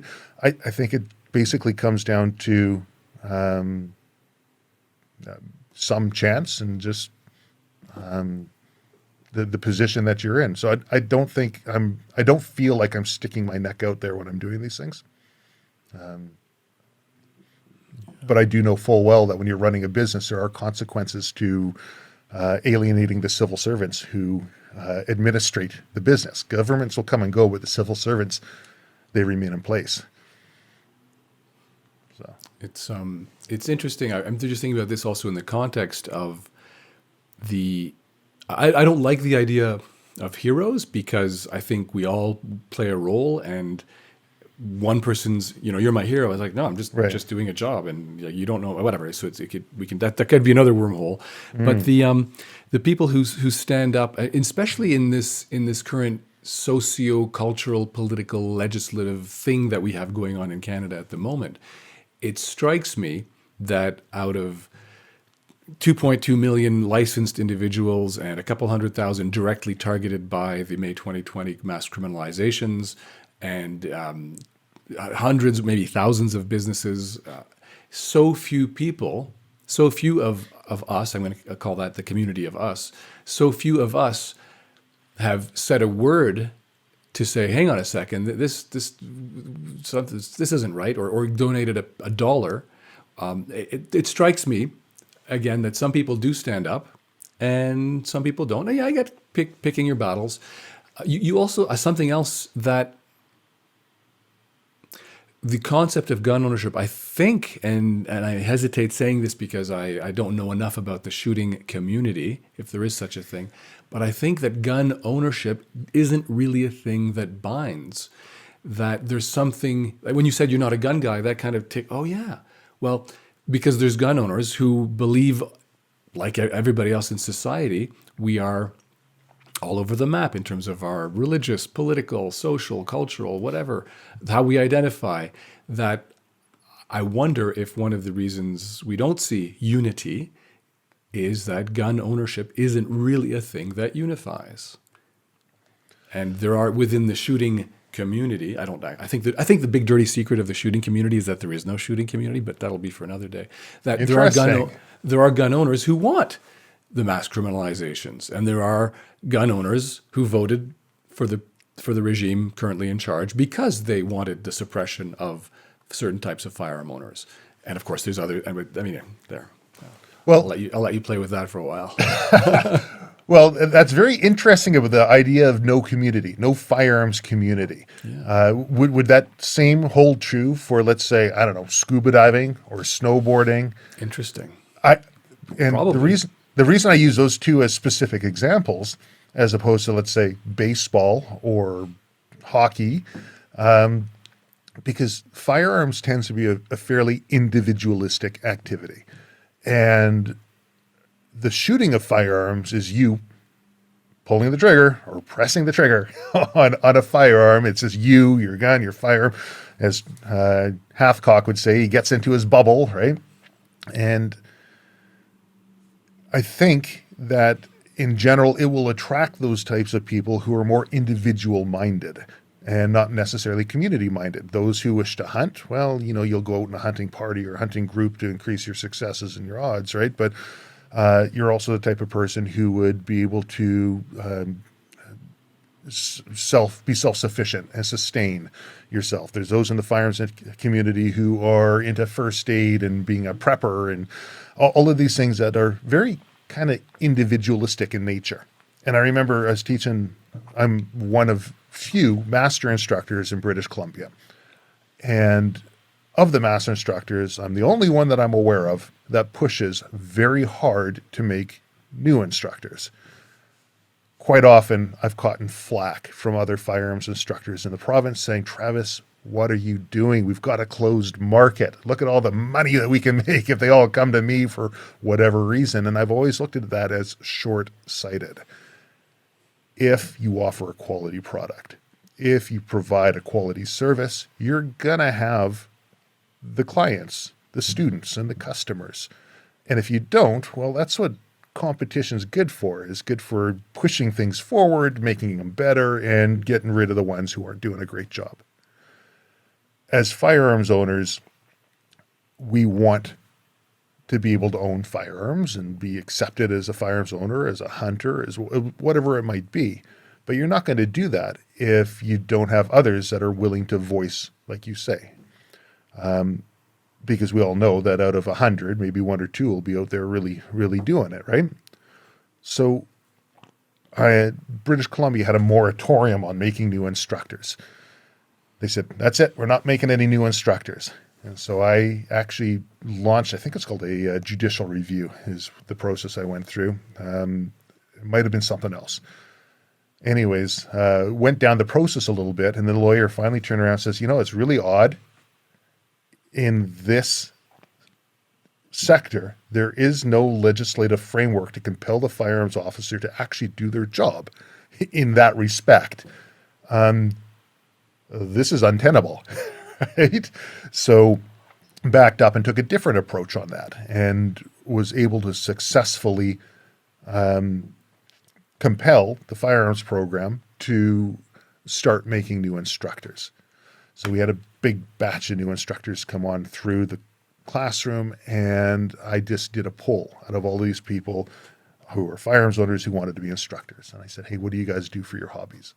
And one guy was big into scuba diving. Another person was into skydiving. Another person was great into IPSC. And out of the entire class, only one person put their hand up. And they said, I like hockey, right? I play hockey. And that person was a friend of mine who actually owns a firearms business already. owns the Range Langley here in Langley. But by and large, those who are, I found, attracted to firearms from more than just I need it for hunting or I need it for employment, if they're attracted to the idea of firearms ownership for sport or for the mechanical workings of them, what we're collecting, they're going to be individualistic. So you might be onto something there when you say your perception is that there isn't a community. Because I could argue the opposite side to that, but it all depends on how we want to define what community is. Interesting. Yeah, we like to, yeah. And also I don't want to feed our opponents too much ammo here, but yeah. So honestly, again, that just comes down to the point of if we're feeding them ammo and it falls short, then we got to adjust our approach. We should be able to talk openly and honestly about anything that we do, and you should be able to hold a candle to that. Yeah, touche. Yeah, absolutely. I agree with that. I'd like to talk either today or another day, but I'd really love to talk to you about how you produce your podcast and what goes into it and everything, like how do you want to do that now or do you want to do that another time? Hey, we're here, we're talking. Okay. And you know what? I think this sort of information is valuable because other people can take a look at this, because I also have questions about you as a journalist of how you approach different situations. This is valuable because the listener might say, you know what? I could do a podcast. I can write a blog. It's really not that difficult. And nothing in life really is difficult. It's all about putting one foot in front of the other and just doing it, right? I think fear is the biggest thing that tends to hold people back, whether that's fear of failure or fear of rejection or whatever it might be. And the second that you reframe that fear sort of network, you take a look at it for what it really is. All fear, in my opinion, is the anticipation of what might happen or what might come. And if you take a look at that and you just anticipate it differently, what if you're successful? What if you do well, right? Or if you can approach that fear process, let's say you're jumping out of a plane and you're parachuting. Oh, I'm so scared I can't do it. Well, are you scared or are you excited, right? So some of these little mental mind tricks, I think, can help people in overcoming the trepidation of putting their name behind an article that they write or getting their voice out there. So for me, from the podcast perspective, I looked at it like, who am I to have a podcast, right? I'm just some guy who has a business in the Lower Mainland, and he's got it. Some interesting things have happened in my background, but interesting things happen to everybody. Who am I really to have a podcast? And it was actually my friend who owns the Range who came up one day and he said, "Trav, you got to start a podcast. You got to start a media company." And he had all these different reasons why. And I did what I typically do. Okay, why not? Let me give it a shot. If I suck at it, I can always do something else, right? Who was, I'm just on my other computer here. I should have done this research beforehand. Who was your first? Who was episode 1? That would have been Paul Ballard and Nick Bolton. So Paul Ballard and Nick Bolton, they're both very good friends of mine. Known them for a long time. Both retired Vancouver police, and I think it was Two Hillbillies from Chilliwack is what I named the podcast. No idea where to start with this kind of stuff. I was recording it on a single track, which meant every time that one person coughed, you couldn't edit that out. It was all on one track. Now I do most of my recording multi-track, and whenever possible, so that you can make sure you can make those cuts and do it in a way that it's not cutting everybody else out. When I first started it, I was so concerned about sounding stupid. Now I realize I can sound stupid, but people tend to have short memories, right? So within all the stupidity, there's sometimes going to be areas where I don't sound stupid. I would go in and I'd edit the podcast. I have one individual. Should I name him? I don't even know if I told him this, but when he talks, and he's been on the podcast a few times, so that kind of narrows it down. Every single time he says something, he goes, before he says something, you hear a little kind of T click, and you can see that in the waveform. And so I'd go through and I'd edit every little out as I went on through, or someone coughed and edited it out. Now I tend to leave the majority of everything in. I find it reduces the editing process greatly. It adds a sense of realism. It's not a highly polished product. And unless, of course, something happens and afterwards, like I had one individual, he says, you know that joke I told halfway through? If my wife heard that joke, she'd kill me. Can you take that joke out? Sure, not a problem. So that's about the extent of the editing that I do now. It's interesting. How long have you been doing the podcast? Started in, it's only about 2 years. So yeah, 2 years ago I started it. So would it be I fair went to on say and I slowly, pre-COVID, like so just before COVID, you Yes. started it? Okay. Because I yeah, wonder, I started before COVID. I wonder if also the fashion or the acceptability has shifted between a polished product. Now with COVID, everybody's used to Zoom calls and seeing record live to tape, that we put up with coughs and sneezes and what used to be basically raw. We're now more comfortable and more accepting of the audio's not quite right, the sound, the image, the whatever, the bit rate. We're like, okay, it's kind of fashionable to do live and imperfect now. I think live and imperfect has been fashionable for a lot longer, and I think people are just starting to kind of get on the idea that, hold on a second, we start putting out these polished products, because everything out there was just polished productions from large organizations, and you start to gloss over, and people feel that there's a sense of reality when they see that it's not from the same sort of polished background. I think that general conversation tends to be lacking in a lot of people's lives, and podcasts appeal to the idea of being able to sit in and listen to a conversation that's going on that they might not have thought about having, or with people that they didn't have the ability to have the conversation with. I think podcasts are the metrics that show that they're still gaining in popularity, but also they're getting diluted because more and more people are getting into them. For me, it's a challenge. I've got ADHD. For me to stay on topic and string together information in a way and talk through these sort of things, like my head's going a mile a minute, and I want to talk about so many different things that I enjoy the challenge of doing this. I enjoy spreading the positivity, and it's a way to be able to reframe some of the negative things and aspects that happened throughout just building your business and life in general, because I think most people are negatively biased, myself included, and you'll tend to go towards the negative and look at the negative. And there is negativity in the firearms community, if we call it a community. There is negativity in firearms businesses. There is some really, really slimy stuff that kind of goes on. But in the same breath, there's some great people out there doing some really great things. And it's all about where we decide we want to spend that attention. So for me, the podcast is reaching out to others who have shown they want to share that attention in the same direction. Are you achieving that? Same question you asked me a little while ago. Are you achieving your goals? Well, the goal always was to spread positivity. So from the standpoint of what I'm being able to put out, absolutely. Is there any noticeable change within the community that I'd see? Well, I don't want to. I don't want to say that I'd like to be a leader for change in the community, but I'd like to be able to offer a different way for people to consume, or maybe just think about issues that are happening within our industry, and maybe without even talking about the negative stuff.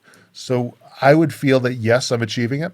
Every week that goes by, we're gaining more subscribers and more listeners. Just like with what you're doing, it's the people, if they like what they're listening to, they're going to share it. For me, the biggest compliment is if somebody else is going to share it. If they want to share it on Instagram or on Facebook or with their friends to an email, and they just say, look, I listened to this saying you should listen to this part right here because I listened to the whole thing. That's the biggest compliment. And yeah, I do feel that we are affecting some small change in how things are approached. And in the process of me finding my own voice, because I'm still finding my voice on this podcast, I am slowly bringing to light some issues that have happened within the community that are in the firearms world or the firearms industry, or that continue to happen. And I think the more people that are aware and start seeing it will stop accepting that.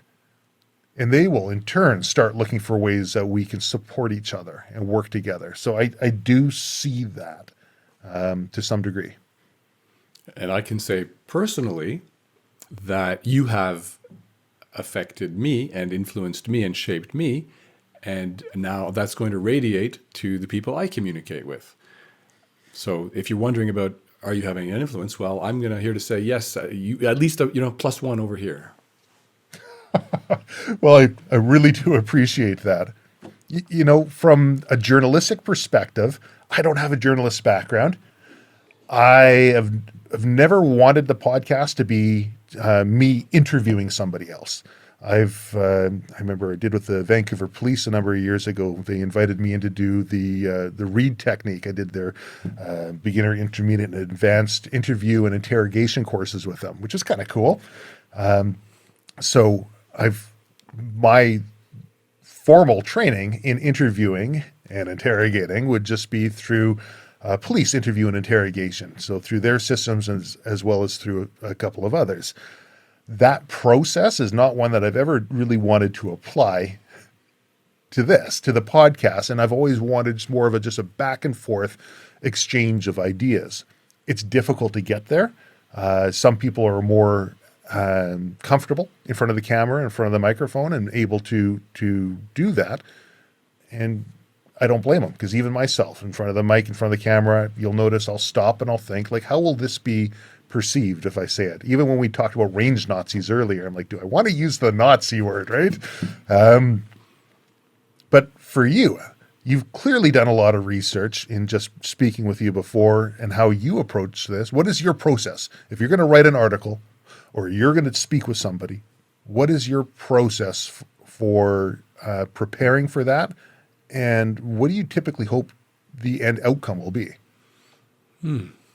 So for a guy who hasn't studied journalism and in journalistic interviewing techniques, let me tell you, you're doing a really good job. No, seriously, that's again a very, very. What I mean by that is it's a simple question, and it's also a deep question. It's going to be difficult to answer. It's going to lead to it opens a potentially rich response, and the response is that it depends. Sometimes I'm in bed. I remember, gosh, how many times I'm in bed looking through my Twitter, which I don't do anymore, by the way, but and thinking, grumble, something angers me, and I write a blog post out of anger, and in 30 minutes I write my thoughts, grumble, grumble, grumble, Trudeau this, or the Liberals that, or grumble, grumble, grumble, and knock it out. And so anger is the motivator, and I just want to just kind of, I guess, more of a gut thing.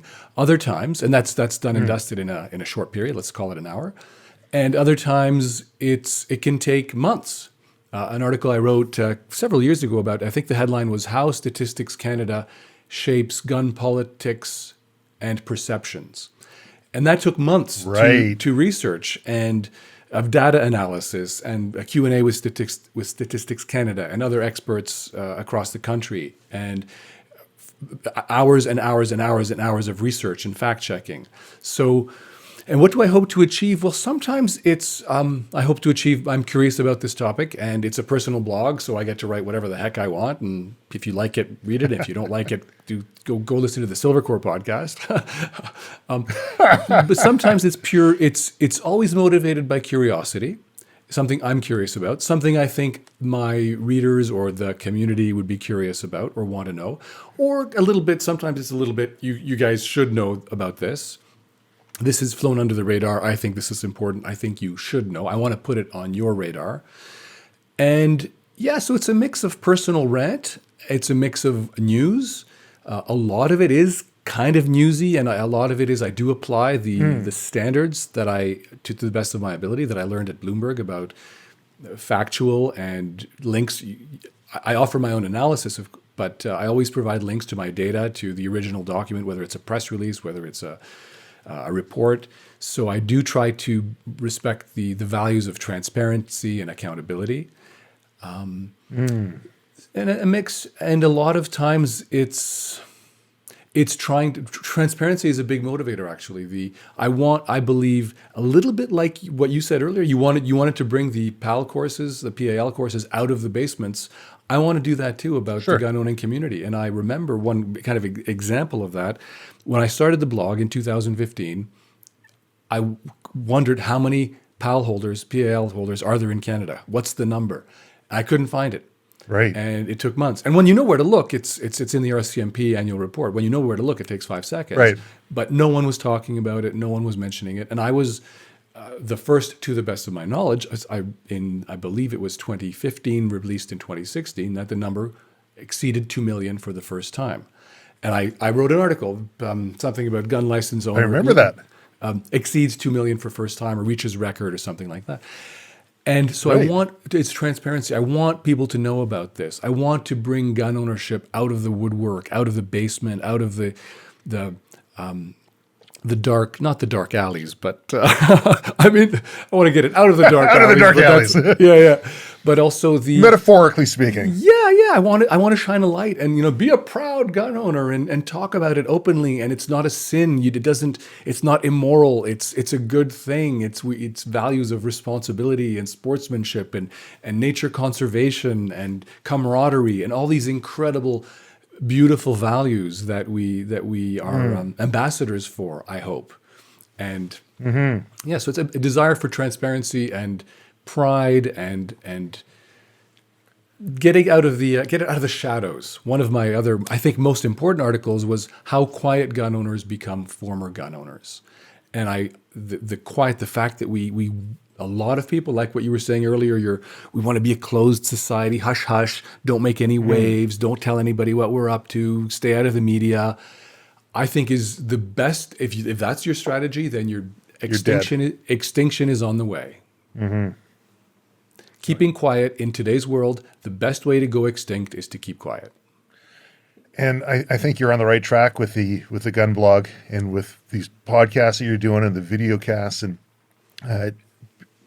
because in the same breath, if you want to get that message out, anybody who would be maybe contrary or want to attack you, so to say, would have a much more difficult time knowing that you have a platform with X amount of people who follow you and watch you on a regular basis.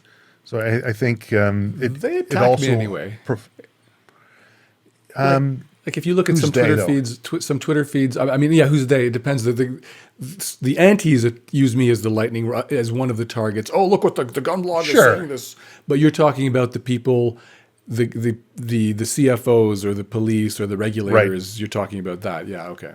Yeah. So far, as far as I know, I'm not aware of any attacks. The worst attacks have come from the gun owning, the shooting community. Those are the nastiest, vilest personal attacks have come from the shooting community. The antis, they hurt the most too, don't they? Well, yeah, they also surprised me the most. And but I'm not aware of anyone in the regulatory or legal or policing community that is seeking to undermine me. I am aware of people in the shooting community, what I would call the shooting community, who are working to undermine me. And I've seen that, and I see it time and again, and it's so unfortunate, and it just comes down to the same tearing a building down to make their building bigger. I don't know if it's just a deep-seated inadequacy or jealousy that somebody would have, because from my perspective, if somebody wants to do the exact same thing I'm doing, I'll help them. Yeah. And I have.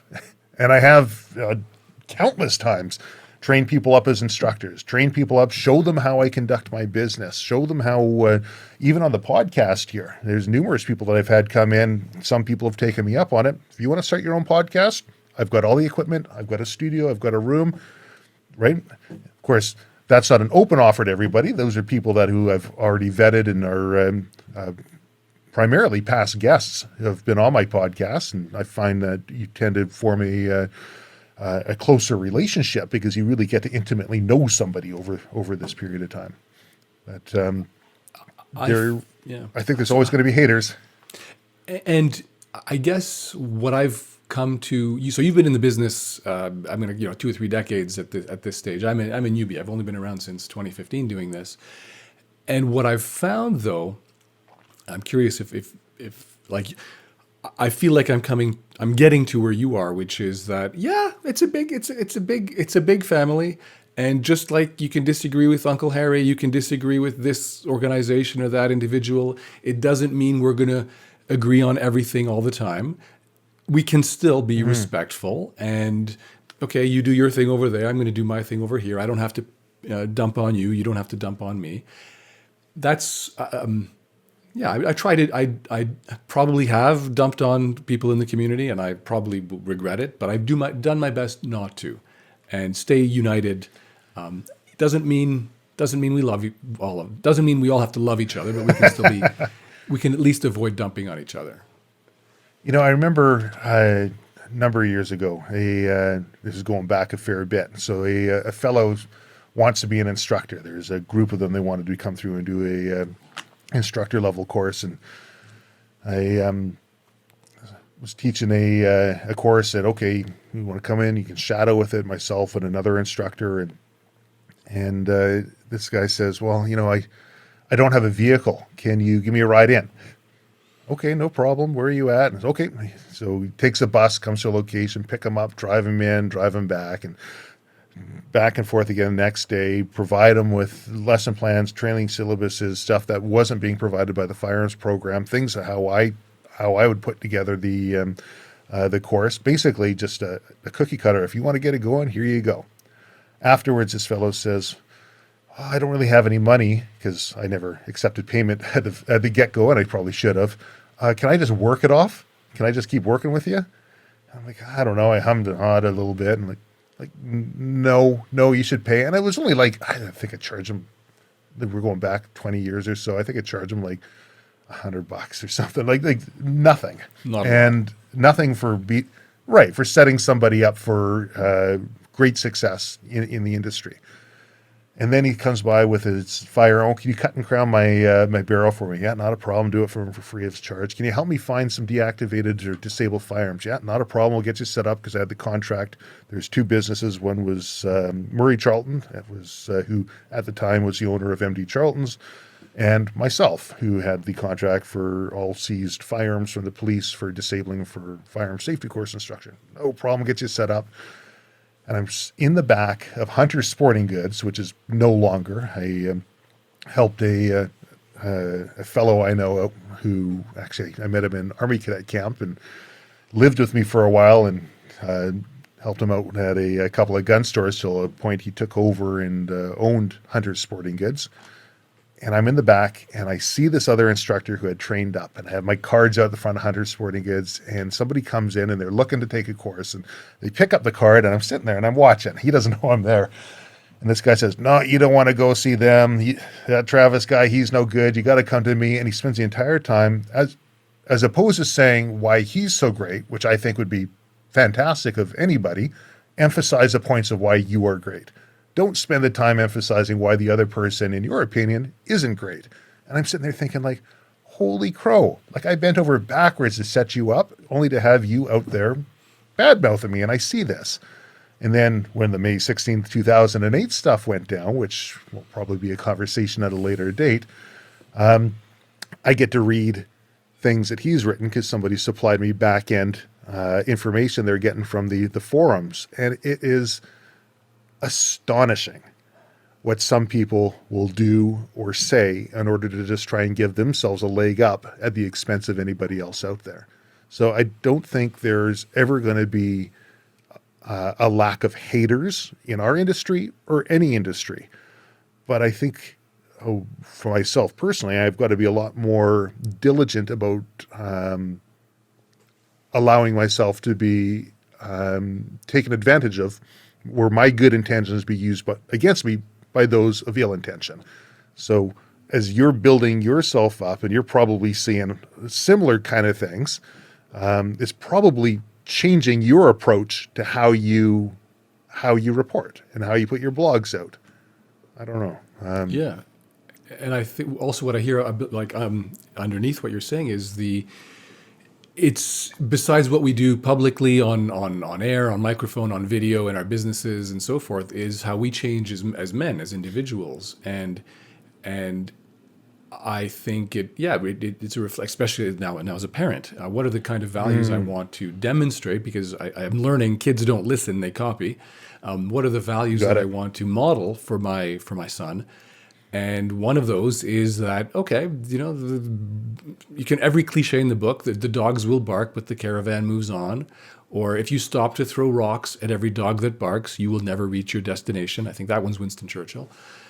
That we have to stay focused, and stuff will happen, and that's noise, and stay focused on signal. Follow the signal, not the noise. Mm-hmm. I like that. That's actually. funny. Follow the signal, not the noise. And B also, I think I'm guessing that what I'm guessing that I'm guessing that you would share this sentiment, but I should ask the question. I've learned a lot to be my own compass and to trust my own compass, and to listen and to hear my own compass. And it used to be, what should I do? And I look to others a lot more for validation or direction. And now I'm much more trusting of my own inner compass and learning to accept that. A real easy hack on all of that for people, maybe some people are raised without a moral compass, right? Is just lean on the fact that you're a father. Mm-hmm. So I find when you say that, I think people are really ready and willing to be able to disappoint themselves, right? Hey, did you work out today? Right? Oh, I got no problem sitting on the couch and maybe playing a video game or sleeping in later. But if you have to disappoint somebody else, right? Yeah. Is there somebody who's waiting for you at the gym? You're probably more likely to show up. Yeah. And how I conduct myself is, if I do this, whether anybody knows or not, how would my children think about me if they did find that out? How would my wife think about me? How do I want to be thought of, regardless if people ever find out or not? I want to conduct myself in a way where they would be proud of me. So I find that a very simple life hack for when you're making decisions. And oftentimes, if it's a difficult decision, it's probably the right decision.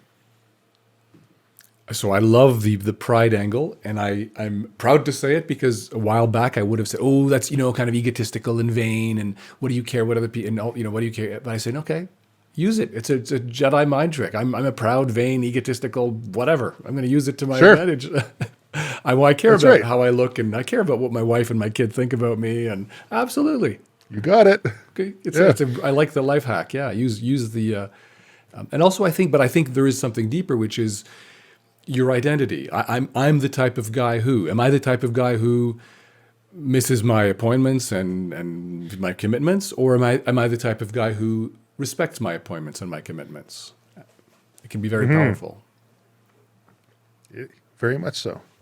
Wow, we've talked about a lot of different things here. We never did get into that one rabbit hole that you wanted to get into. About the podcast. Maybe later. Do you want to do that, or save that? No. Okay, how do you decide?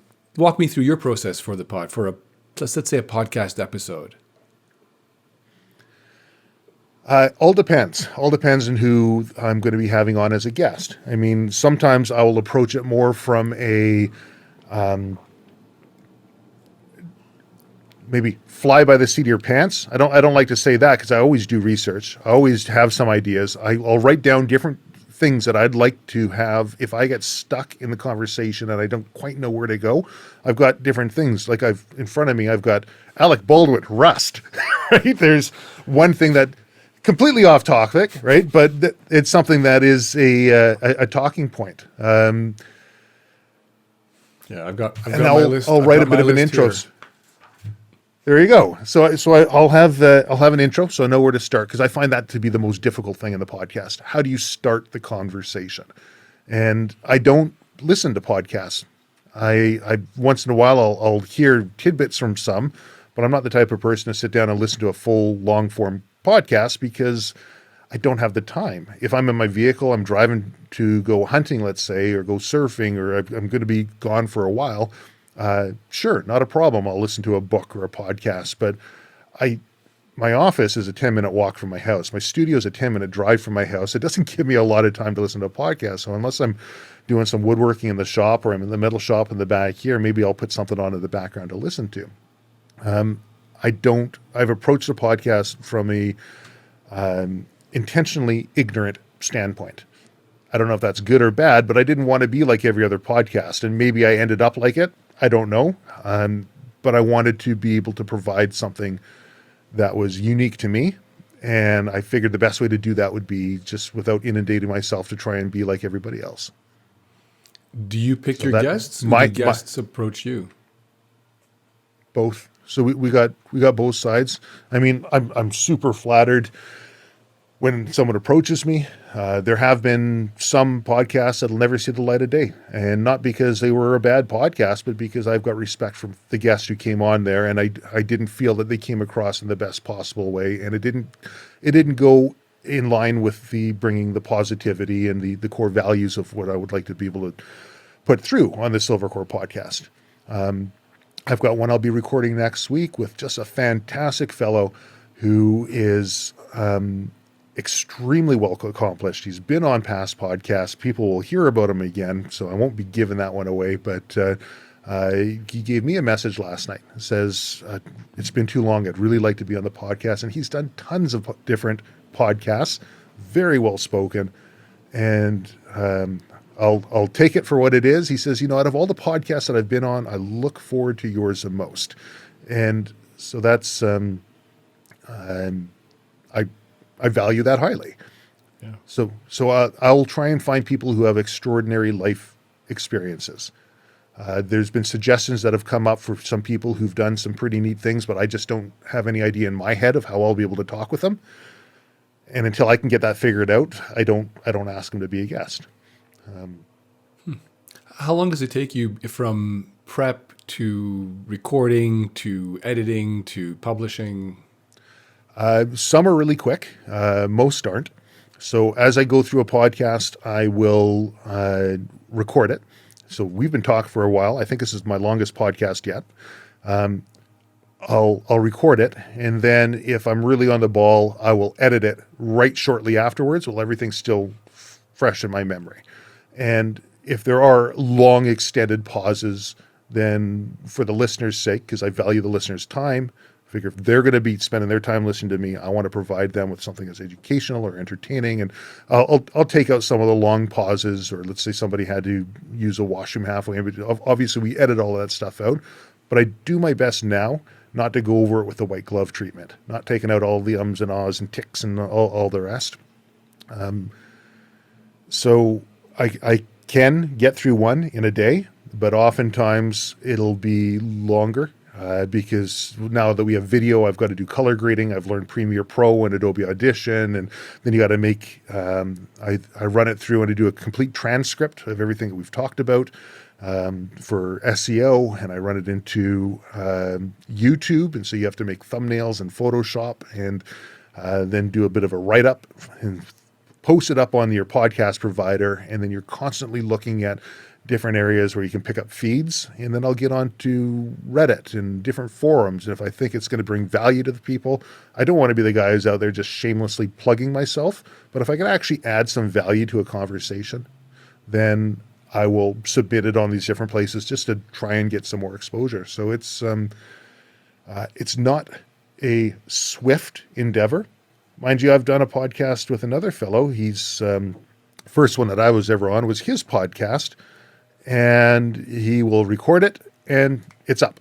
Bang, it's up. That's it, flaws and all. And he says it adds a realism to it. Maybe there's something to be said there. I don't know. Maybe the guests can let me know. Yeah, the listeners, maybe if they want to recording live is how I've been doing it lately. That's my preferred approach. And yeah, listeners, you tell Travis what you think. Would it be fair to say that this podcast that we're doing now of your podcast is the one where you've spoken the most? Probably, yes. Because Yeah, there's one other I did with. You do a lot of listening, I noticed.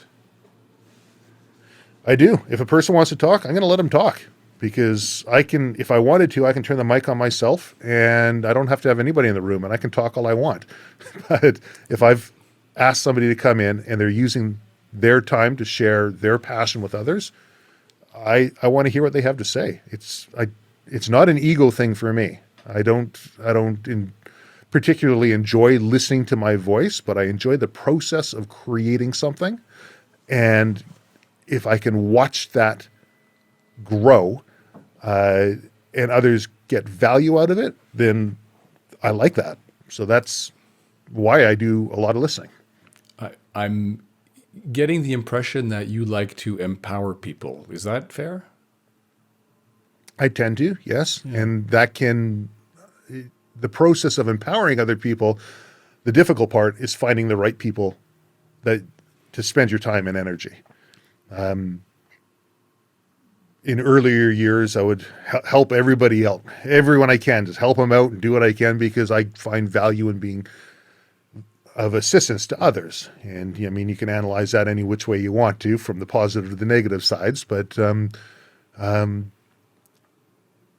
in empowering other people to be able to have their own voice and get the message out, there is also a bleed off on that. If they have something that's worthwhile, hopefully others will share it. I don't monetize a podcast. I have zero intentions of ever monetizing a podcast. But what it does is it is another area where people can hear more about what Silvercore is about. It used to be, in my opinion, businesses would talk about the royal we. Oh, we're getting to it shortly, and our team is looking at, and these are our friends of our team, or whatever it is that they want to put out on social media or in their messaging, when in fact it's one person in their basement typing on their computer, right? Nothing wrong with that, but I think that people, the general public, is tired of the we, and they want to know the individual behind it. If they're going to support a business, and there's other businesses out there that they could support, why would they choose your business over somebody else's? Maybe it's price. Maybe it's because their values align with your own. Maybe they offer a superior product, or it's better availability or accessibility or whatever it might be. But by providing this voice, it's got that double-edged sword of the positive of people getting to know what Silvercore is about, because Silvercore is my business. So by default, it's going to share my core attributes, but it's also going to alienate some people too. So, I just take the good with the bad. How did you choose the name Silvercore? Super easy, actually. My grandfather was a police officer, detective, Vancouver Police. His name was Silver Armino.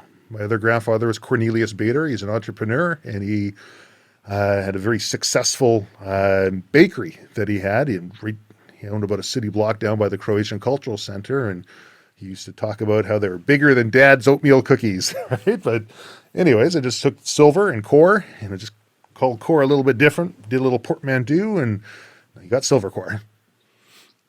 Beautiful. Have you ever thought of doing, or maybe you do, I haven't seen it, the Travis Bader show, where you do get to, where you're not interviewing a guest, but you're giving your rant, whatever, your view on things, a solo, basically you in front of the camera. Ever thought of that? No, I haven't. And I don't know if there'd be an appetite for it. Again, maybe the listeners can let me know, but I've never been the type, despite being the one would be in front of a class teaching, and the ego portion of all of that has never been the motivator for me. I would watch people teach, and it's a trick that I will tell my instructors as well that I use, and if it works for them, great, maybe they want to borrow it. But so often I find people, when they teach, will stand up at the front of the class and they will spew information, and they'll throw it out, and they'll see what catches. They'll go through the PowerPoint, they'll show the different slides, they'll have little breaks. But if you take yourself out of the equation, and I know one instructor, and he's probably right. He says, all good instructors should have ego. And from the standpoint of like you care enough about what your class thinks of you that you want to put on a quality product, I totally agree. But I will, as opposed to teaching a course, I treat my class like they're an individual. The entire class as if they're one person that has a bunch of different questions, that has different personalities, that there's different ways that I have to approach that one person. But for me, teaching is a very personable process, and with the end result of them leaving and not needing me, them leaving and being more competent in whatever it was that they had before. And if they're able to be better than me in the end run, I take that as a compliment, that I was able to help them on the process to some degree or another where they can do even better. So it's never been an ego process for me. And for the Travis Bader show to give your views, number one, I don't know if I'd have enough to talk about, right? But number two, I do tend to shy away from the camera and the mic. It's weird when we talk about, I was talking with Brad Brooks, who's, as I say it, I sit here yapping for the last couple hours, right? Brad Brooks, he owns our galley. And he says that he's an introvert. And he said, you'd be surprised at how many people in the industry are introverts.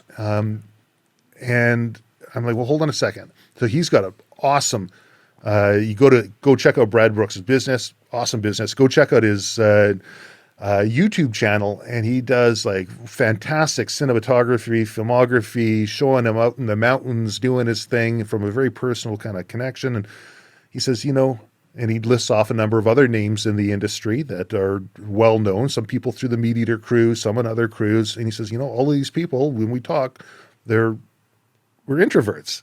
And I said, well, I don't know. I guess I can't be an introvert because, I got the camera and the mic and all the rest. He says, well, let me ask you this. If you're in a group of people, does that charge you up, or do you leave drained afterwards? And I said, interesting way to look at that, because it doesn't charge me up. I find I give a lot of myself when I interact with the class. I'll be drained. When I enjoy it, I enjoy the process of helping them, but going out to parties or public areas, I'm drained. And prime example of that is like going to SHOT Show. Forget it. Not my favorite place to be, right? Too many people, too much stuff going on. I'll go there if I have to, but I guess maybe by that definition, I'm an introvert. Interesting, because I'm back to I would love to see the Travis Bader show if that ever happens. I'll support it. But also, it's the I think that it's I don't view it as a selfish thing. It can be an ego trip. Look at me. But I don't think that's how the YouTube personalities, let's say that I follow. That's not. I don't think their motivator. I think it's in line with what you're saying, that they have an approach or a view or an angle or a skill or an expertise that they're sharing. And I know for myself that you teach what you need to learn. It's through the sharing and through the expression that I discover, I don't know what I think till I hear what I say. And it helps me to refine. And sometimes I hear myself say stuff that surprises me, or that when it comes out of my mouth, it's like, I don't actually believe that. So it's, I guess the fact that, you have a lot to, someone like you, and you in particular, you have a lot to offer. And I don't see it as actually selfish or vanity. It can be a vanity project, and maybe that's okay, but it doesn't have to be a vanity project. Well, I might have to rethink my approach or my how I view that whole thing. I guess at this point, I'm at the stage where I don't even know how to take that first step in doing it. And as stupid as that sounds, and it was kind of like when I started Silvercore. Like, what's the first step? I'm like, okay, I'm going to be a businessman. I guess I need business cards, right? So go out and get myself some business cards. I'll probably need some logo, so I make that little swirly logo, right? I know others, they got business bank accounts at the Royal Bank of Canada. That's what I need. I had no idea how to build a business. I did no background. I had nobody to show me the process. And in hindsight, looking at it, what's taken me so many years to build, I could rebuild next week, because it really is easy once you know. So when you talk about doing a solo show for somebody who's talking on a podcast anyways, I haven't even put my head to what that would look like or how you'd do it. Because it's interesting. And I think, things are easy once you know how to do it, and they're impossible Sure. or difficult. But it's like, you got the microphone, you've got the camera, you sit in front of the microphone, in front of the camera, you press record, and you say what's on your mind. Is one way to do it. Is one way to do it. Yeah. Other people write a script that they feed into a teleprompter, and like there's a thousand ways to do it. And by the way, I'm not. It's not my place to pressure you or tell you what to do. I'm just expressing curiosity, and I would support that project if you ever do it. From a standpoint of if the industry or people had questions that they wanted answers, I'd be happy to sit down and go through them, and rather than rehearse and look through and try and come up with the best possible answer, just give them the honest answer that I have at that time and be able to touch back on a later base. I could see that as a very viable way to approach it. But for me to actively have to search out, like, what do I want to talk about this week? Where do I want to go with this? Might be like, at the end of the day, there's only so many hours, so it'd be a reallocation of other duties that I'm currently looking at. Interesting. And now it's occurring to me that you get to express your values, your beliefs in the classroom, in the podcast, in other venues. You don't need a separate show to do it. You have other channels where you can get it done in a different way, maybe. The difficulty with being a business owner, so we've got about a little over 20 people that work with Silvercore, and admin staff and instructors, and that as you grow your business, despite the fact that you love what it is you do, you tend to do less of what it is that you originally started doing. So I'm still in the classroom, and I'll still help out and make sure you keep the instructor number, and I'm training the new instructors as a master instructor.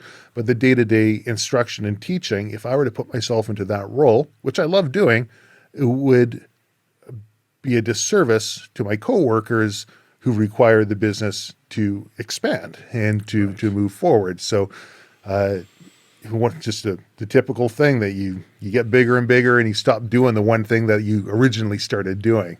Have you found that in your realm there as you've been expanding? No, I have not, and I've tried to as my beacon. Do I love this, and to not do the stuff I don't love doing, and to stay focused on the stuff I do love doing, and that's that's partly out of. To as much as possible, I focus on doing the stuff I love. So it hasn't. So what's to stop you from throwing in the towel the second you don't love it? That's it. Yeah. I'm not sure how to. I'm not sure if there's a single answer. A little bit might be, like I said, the feedback from the audience, the readers, the viewers, the listeners that say, thank you for whatever, some kind of validation or feedback, or something that tells me that I'm having an impact on them. Sometimes it's also, I have to remind myself, like do a little bit of soul digging, soul searching, and remember why I'm doing this. I'm not doing this because it's easy. I'm doing it because it's important, or at least important to me. Right. Or it goes beyond me. And I think also maybe it's about showing up in someone said, I can't remember whose quote this is, but amateurs do it when they feel like it. Professionals do it because it's their job. There's a bit of that going on. Right. It's 8:00. Yes. It's this is not my case, but yeah, I'm showing up to do this profession. Maybe also a commitment that this commitment to be, like, I love comfort. I'm also willing to be uncomfortable. So maybe my commitment to the mission is stronger than my commitment to be lazy or comfortable. See, I don't like comfort. You don't like comfort, yeah. No, I don't. I think we're naturally drawn towards comfort, but the second that you start feeling comfortable, that doesn't feel right with me. I think most people are like that.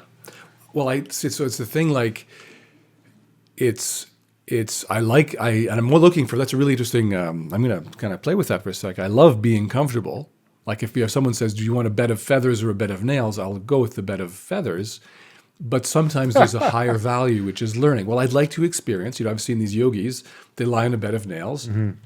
Maybe I'd like to try that just to see what it's like. Or I will sleep in my car instead of going to the hotel because there's some other value that it's, whether it's to be in nature or because I'm feeling cheap that day or I want to push on to my destination or whatever.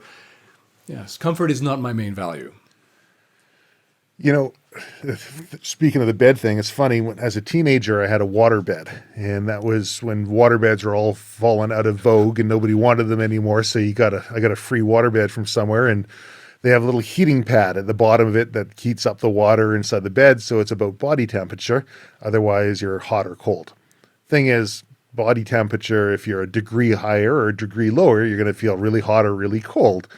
And that thing was always cold or hot. And it was never, the idea of it as a kid was like awesome, but the reality wasn't. So I drained the whole thing, threw the whole thing out my window, and then ended up burning it. And I slept on the floor for years. And I don't sleep on the floor anymore, but the process of seeking comfort. Like I get that people will work jobs because they seek a lifestyle where they'll be able to sustain themselves comfortably. And I think that's a little bit different from comfort seeking nature. And if I find myself in a position where I'm kind of comfort seeking, I'll have to assess myself like, why is that? Is it because I'm injured and I need to actually rest myself so that I can get better? Okay, that now seems objective oriented. Otherwise, I will seek the more difficult path or the less comfortable path because I find otherwise I don't feel like I'm growing. Maybe it's a weird psychological thing, but the feeling of growth requires me to be outside my comfort zone. And that's, again, an interesting thing. Like there are lots of people don't run marathons. They don't climb mountains. They don't swim they don't do triathlons because it's easy. It's a lot easier to eat potato chips and drink beer and pizza. But some people do it anyway. And I think there's another thing that separates what separates the people who do from the people who don't. That's an interesting one there. I don't have the answer. Yeah. I honestly, I think it's the people who will actually write it down and think themselves through and take a look at how the next step might be. So when you talk about having the Travis Bader podcast, the doer will take that next step and start saying, what does that look like? And start trying to plot that path out to see if the end result is desirable. I mean, there's no shortage of good ideas out there. You go to any bar and sit around and listen into all the great ideas that people have. And I remember that as a teenager in early 20s, and we're sitting in the bar and people say, I want to do this or I want to do that. And at the time I'd take out my Palm Pilot, right? Or I'd have a pen and paper around until my girlfriend at the time, now wife, her sister gave me a Palm Pilot, and I'd mark all of these things down. And then I'd ask them, are you going to do anything with that? That was a great idea. Are you going to do anything with it? Or if I came up with something, I'd write it on down. And the next day, when you wake up, you take a look. Do they still look like good ideas now that we're not in the dim, dark bar drinking? And if so, which one do I want to start working on first? And that was, I think that's kind of what separates most of the doers and the dreamers, is who's going to take that next step. It's so interesting. It's topical for me personally. I was with my wife, kind of thought bubble. Like if you say you want to do something, and you haven't acted on it within time frame X, I'm going to say within say 3 weeks, you probably don't really want to do it. Like if you say if it's more of a wish or wouldn't it be nice if, but it's not a deep desire. I'm playing with that concept because I know for myself, my deep desires, I usually get them done or usually start work on them, achieving them like instantly. And so I'm now using if you haven't taken action on this in 3 weeks, you probably don't really want to do it that much. such an easy way to declutter too, isn't it? And it's yeah. And I like your idea too. Okay. Look at it the light. Look at your ideas in the light of day. Are they still a good Yes. idea? Yeah. Yeah. I don't think there are lazy people, really, for the most part. I think there are unmotivated people, but I don't What's the really think difference? people are inherently lazy. Well, I don't know. You look at some kid who's not wanting to do their schoolwork, but man, they sure want to play video games all day. Well, maybe they're motivated to play video games, right? Maybe they're actually doing something. They're doing something with their time. So if there's a way to speak to what motivates an individual, and from your and I perspective, if we take a look at what it is that drives us or what motivates us in order to take the next step, when we're feeling lazy, and I got for those that are listening and doing my air brackets here, just find out, is it because it just doesn't properly motivate you at the time? Because the second you light that spark and you find something that motivates you, man, you're on it, and you're not sleeping. You might not be eating. You're just working on these things. I find, anyways. I remember when I was learning the machining and working as a gunsmithing, and she was my fiance at the time, now wife, right? Girlfriend, fiance, wife, and would come into the shop, and she'd bring me lunch. Okay, and I put it on the side, and she's a chef by trade, so it's probably something really good, but I'm working on this, and okay, I go over and I eat it, and next thing I know, there she is. She's bringing me dinner. Oh, okay. Still working away. And then she comes in and says, okay, I'm going to bed now.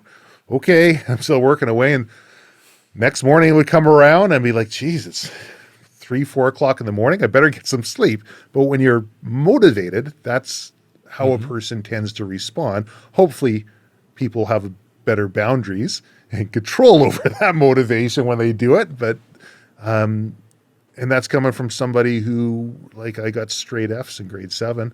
I got kicked out of, I went to 5 different high schools. School never motivated me. It doesn't mean I was a lazy person. So I don't think, from that perspective and my life perspective, I don't think that people tend to be, on average, lazy, just undermotivated. And that's a very, I'd like to, again, so much, you've said so much in that anecdote, in that story that I would love to dive into. And I'm just going to share one thing though, that add to that alignment, the word alignment is what's coming, is that when, like, when that time with your then girlfriend, and she's bought into your project, whatever it was you were doing your thing.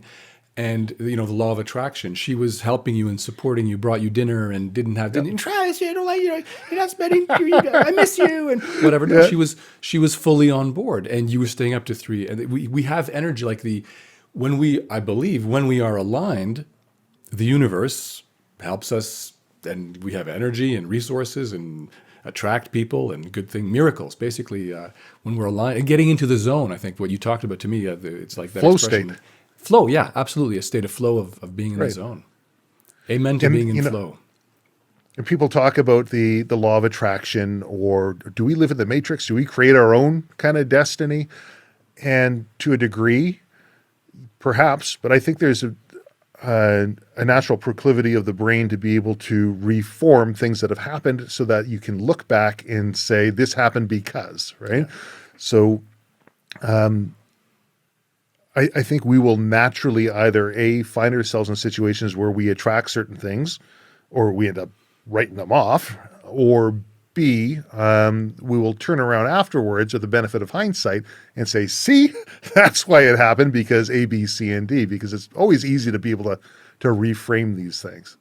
It's, but that's a totally different tangent. And again, it's one that it's no surprise, totally agree with that. We have incredible minds that are able to rebuild our narrative, and right. I think it's an important, if we can master that, it can be an important skill. Yeah, I definitely think so. Do you work towards mastering that? I'm actually going a little bit the other way at the moment, Okay. to put it simply, taking out because and like someone did something because, well, I don't know the because. There's no way to actually know the because. They might say that they're motivation was X, Y, or Z, but there's no way to actually verify that. But we can stick, it's a more factual, so-and-so yelled at someone. Like, let's say dad yells at son. Okay, well, there's a man making loud noises with his mouth in the presence of this young kid. Dad is yelling at his son because, well, there's I would say, 1,000,001 potential reasons, because of some childhood thing, because he had a bad day at work, because the son did something that the father thinks deserves rebuke. You can write a story. Basically, what I'm trying to eliminate the story, eliminate the narrative, as much as Interesting. as much as practicable. So you eliminate the story, Yeah. and that will help deal with the situations as they come up, and it help you reframe the situation to a more action reaction. And if I didn't like the reaction, then I just change it. Yeah, I would say response. Yeah. Okay, action response. So example, when I ran as a political candidate, I thought there was someone who I thought was on my team. I thought they would be on my team, and I kept making a story that they were trying to undermine me. And they're doing this because, and I invented reasons. And years later, actually, I took away the story and just saw it from a completely different point of view. And if I had remained factual, and so is doing such, and trying to, so essentially I invented a reason. I invented a because to connect the dots. And I think now in hindsight, I was wrong. And I think the ability to create a story and create a narrative is a very powerful thing. But like power, it can be used for stuff that makes us happy and stuff that makes us miserable. So it's a power to wield with care. Mm-hmm. Yeah, I 100% believe we create our own lives. We are 100% responsible for everything that happens to us. Yeah. And that's kind of the key to happiness, right? Like if everything that's happening to you is because of that, because that person's nasty, or because the government did this, and it ties into firearms owners, right? Absolutely. Because A, B, C, and D, it's completely within anyone's power to be able to make that change for themselves. Now, whether that's massive political change, so that now firearms owners are permitted to have all these firearms that were no longer accepted to the OIC, or I don't know, move to a country where you can have it. I mean, those are very acceptable options. One's going to be a lot easier than the other, but we 100% control everything that happens to us and what we allow to happen to us. And sometimes it's difficult, I find, to get your head out of what you were saying before, sort of the victim mentality that things are happening because, and sort of elevate it to that. So that's interesting. And I'm, again, no surprise here, I'm agreeing with what you're saying. Like it's my soul brother here. I'm even looking at it's the to us also that in the victim mindset in the gun community. Nice segue, by the way, bringing it back to guns. Like Trudeau is doing this to us, or the liberals are doing this to us. Yeah. And I would say that's where it's those last two words with the victim, and where you reveal where the speaker would reveal their victim mindset. No, right. So-and-so said such and such, or so-and-so is working towards such and such. And the beauty of being a human being on this planet at this time is you get to choose your response. So he's not doing it to you. They're not doing it to you. They are doing what they are doing, and you get to do whatever the heck you want. That is the ultimate power. Do you know who Viktor Frankl is? Yeah. So the man's search for meaning. You got it. So what happened to him? He was put in concentration camps. Friends and family all around him were dying under the Nazi regime, and viewing atrocities everywhere, right? And he approached this from an analytical perspective. And he says, well, why is this person who's been stripped down naked, starved, and beaten and treated poorly, why is he smiling at the moment? Or why is he actually laughing? Where this person beside him can't even get out of their bed. They're so beside themselves, right? They're experiencing the exact same situation. But how is that person finding joy in this otherwise joyless situation? And of course, his famous book, Man's Search for Meaning. And out of all of the stuff that he went through in a very kind of pragmatic, analytical approach of looking at all of these things, he came out saying, what do we actually have that we can affect in our own life? And I think his quote was, the one thing that you can't take from me is the way I choose to respond to what you do to me. The last of life's great freedoms is one's ability to choose her own attitude in any given situation or any given circumstance, one or the other there. But really, at the end of the day, that is the last thing when you're stripped and everything taken from you and you've got zero control over what you have around you. And this applies to the firearms community. When they start feeling like things are outside the locus of their control, they have the ability, and we all have the ability, to affect how we choose to respond. And it's rather empowering. And I think that would be one thing that the community could probably as a whole ponder and look at ways that they can respond that would benefit them personally and the community in general. Totally. And it's, I didn't know that quote from Frankel. I read that, I think read it the first time, it must have been high school.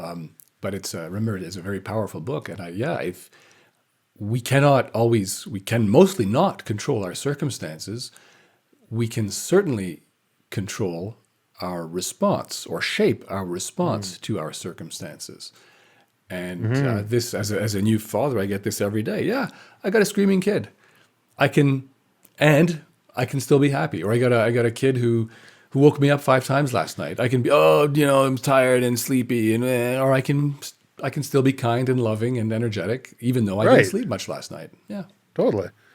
Yeah, people wake up in the morning. Well, I'm grumpy. Why? Well, because I'm tired. And? Well, because it's morning. I'm always grumpy in the mornings. That's not a way to go through life. What?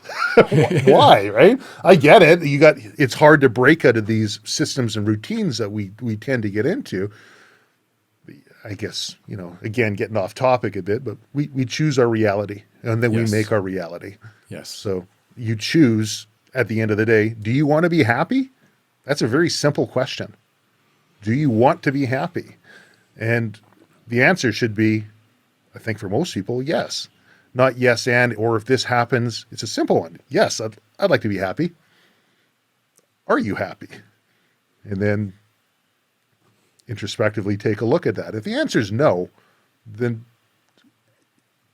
what is it in your response that you can change in order to be happy about that? I don't know how that ties into the gun world, but I think it ties, I'm going to attempt a link here, that it ties into something that we believe or choose to believe, that we choose to be a force for, I'll call it good, positive, joy, happiness. We want to be on that side of the equation rather than on the blaming and complaining and whining and that side of the equation. Yeah. I think also we're part of it is maybe in response to what we see in the gun world, that we see there's a lot of negativity and nastiness, and I'm including myself in that. I've been there, done that, probably will again, but I like it better when I'm doing the fun, joyful building up. Mm-hmm. So I think it relates to the gun world by both what we are doing as leaders or forces in the gun world, and perhaps what we're calling out a little bit our colleagues and peers who aren't. Yeah, I like that. And as well, I guess when you look at the because that you were talking about, well, Trudeau's taken the firearms because he doesn't like me. They're liberals. They're A, B, C, D. Well, maybe it's just because they want to get elected again, and they can use this as sort of a divisive platform so they can paint their opponent into a certain position, and they just think it would be politically advantageous. And they could care less about your firearms, if you own them or not, because they're smart enough to be able to look at a statistic sheet as same as you or I. It could be. It could be. It's simple electoral politics. It could be nothing to do with principles or, Maybe, but does that change it for people, how they want to approach now? Like if they look at it and just say, well, maybe all the passion that I have against them is misplaced, where I would rather, like if they want more votes, there's other ways they can achieve that. Maybe we just approach this from a different angle and show them how they can garner more votes. And that's a really, again, that also hits close to home because for several months, maybe even a couple of years around Bill C-71, I would look at my homepage and it was like every headline had liberal or Trudeau or gun ban or something. It was like, Yeah. wait, am I spending so much energy criticizing the other team instead of talking about the joys of my team? Anyway, so I didn't like that. And I don't actually, let me rephrase that. I'm looking for a way to be that force for positivity. And we have this reality, this political reality. We have this policy reality at the moment. How do I, I'll personalize it, how do I be a force for positivity? What's positive here? And I think the clue might be in the mindset, in remembering that we have the power to make or break any policy. That politicians and regulators, they can do whatever they want. We have the power to say yes or no because we're the ones, like if we all just say no, well, we break the firearm program overnight. Like it's that easy. Most people say yes. It really is. If we choose to say no, it's done. It collapses. Mm-hmm. Yeah, very good point. Yeah. Just say no. I like that a lot.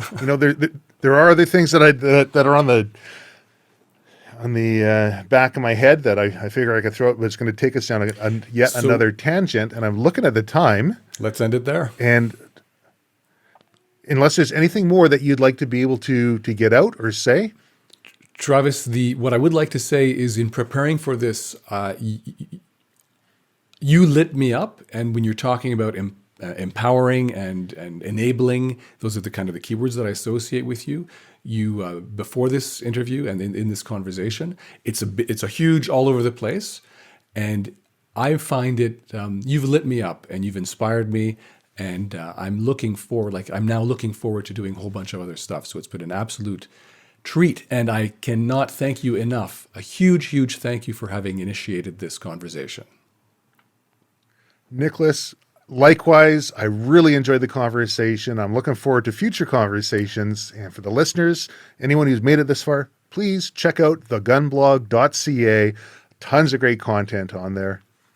Thank you very much for being on the Silvercore podcast and TheGunBlog.ca Swapcast. Thank you, Travis Bader of Silvercore.ca, top-notch firearms training. And for law enforcement individuals, check out Silvercore.ca.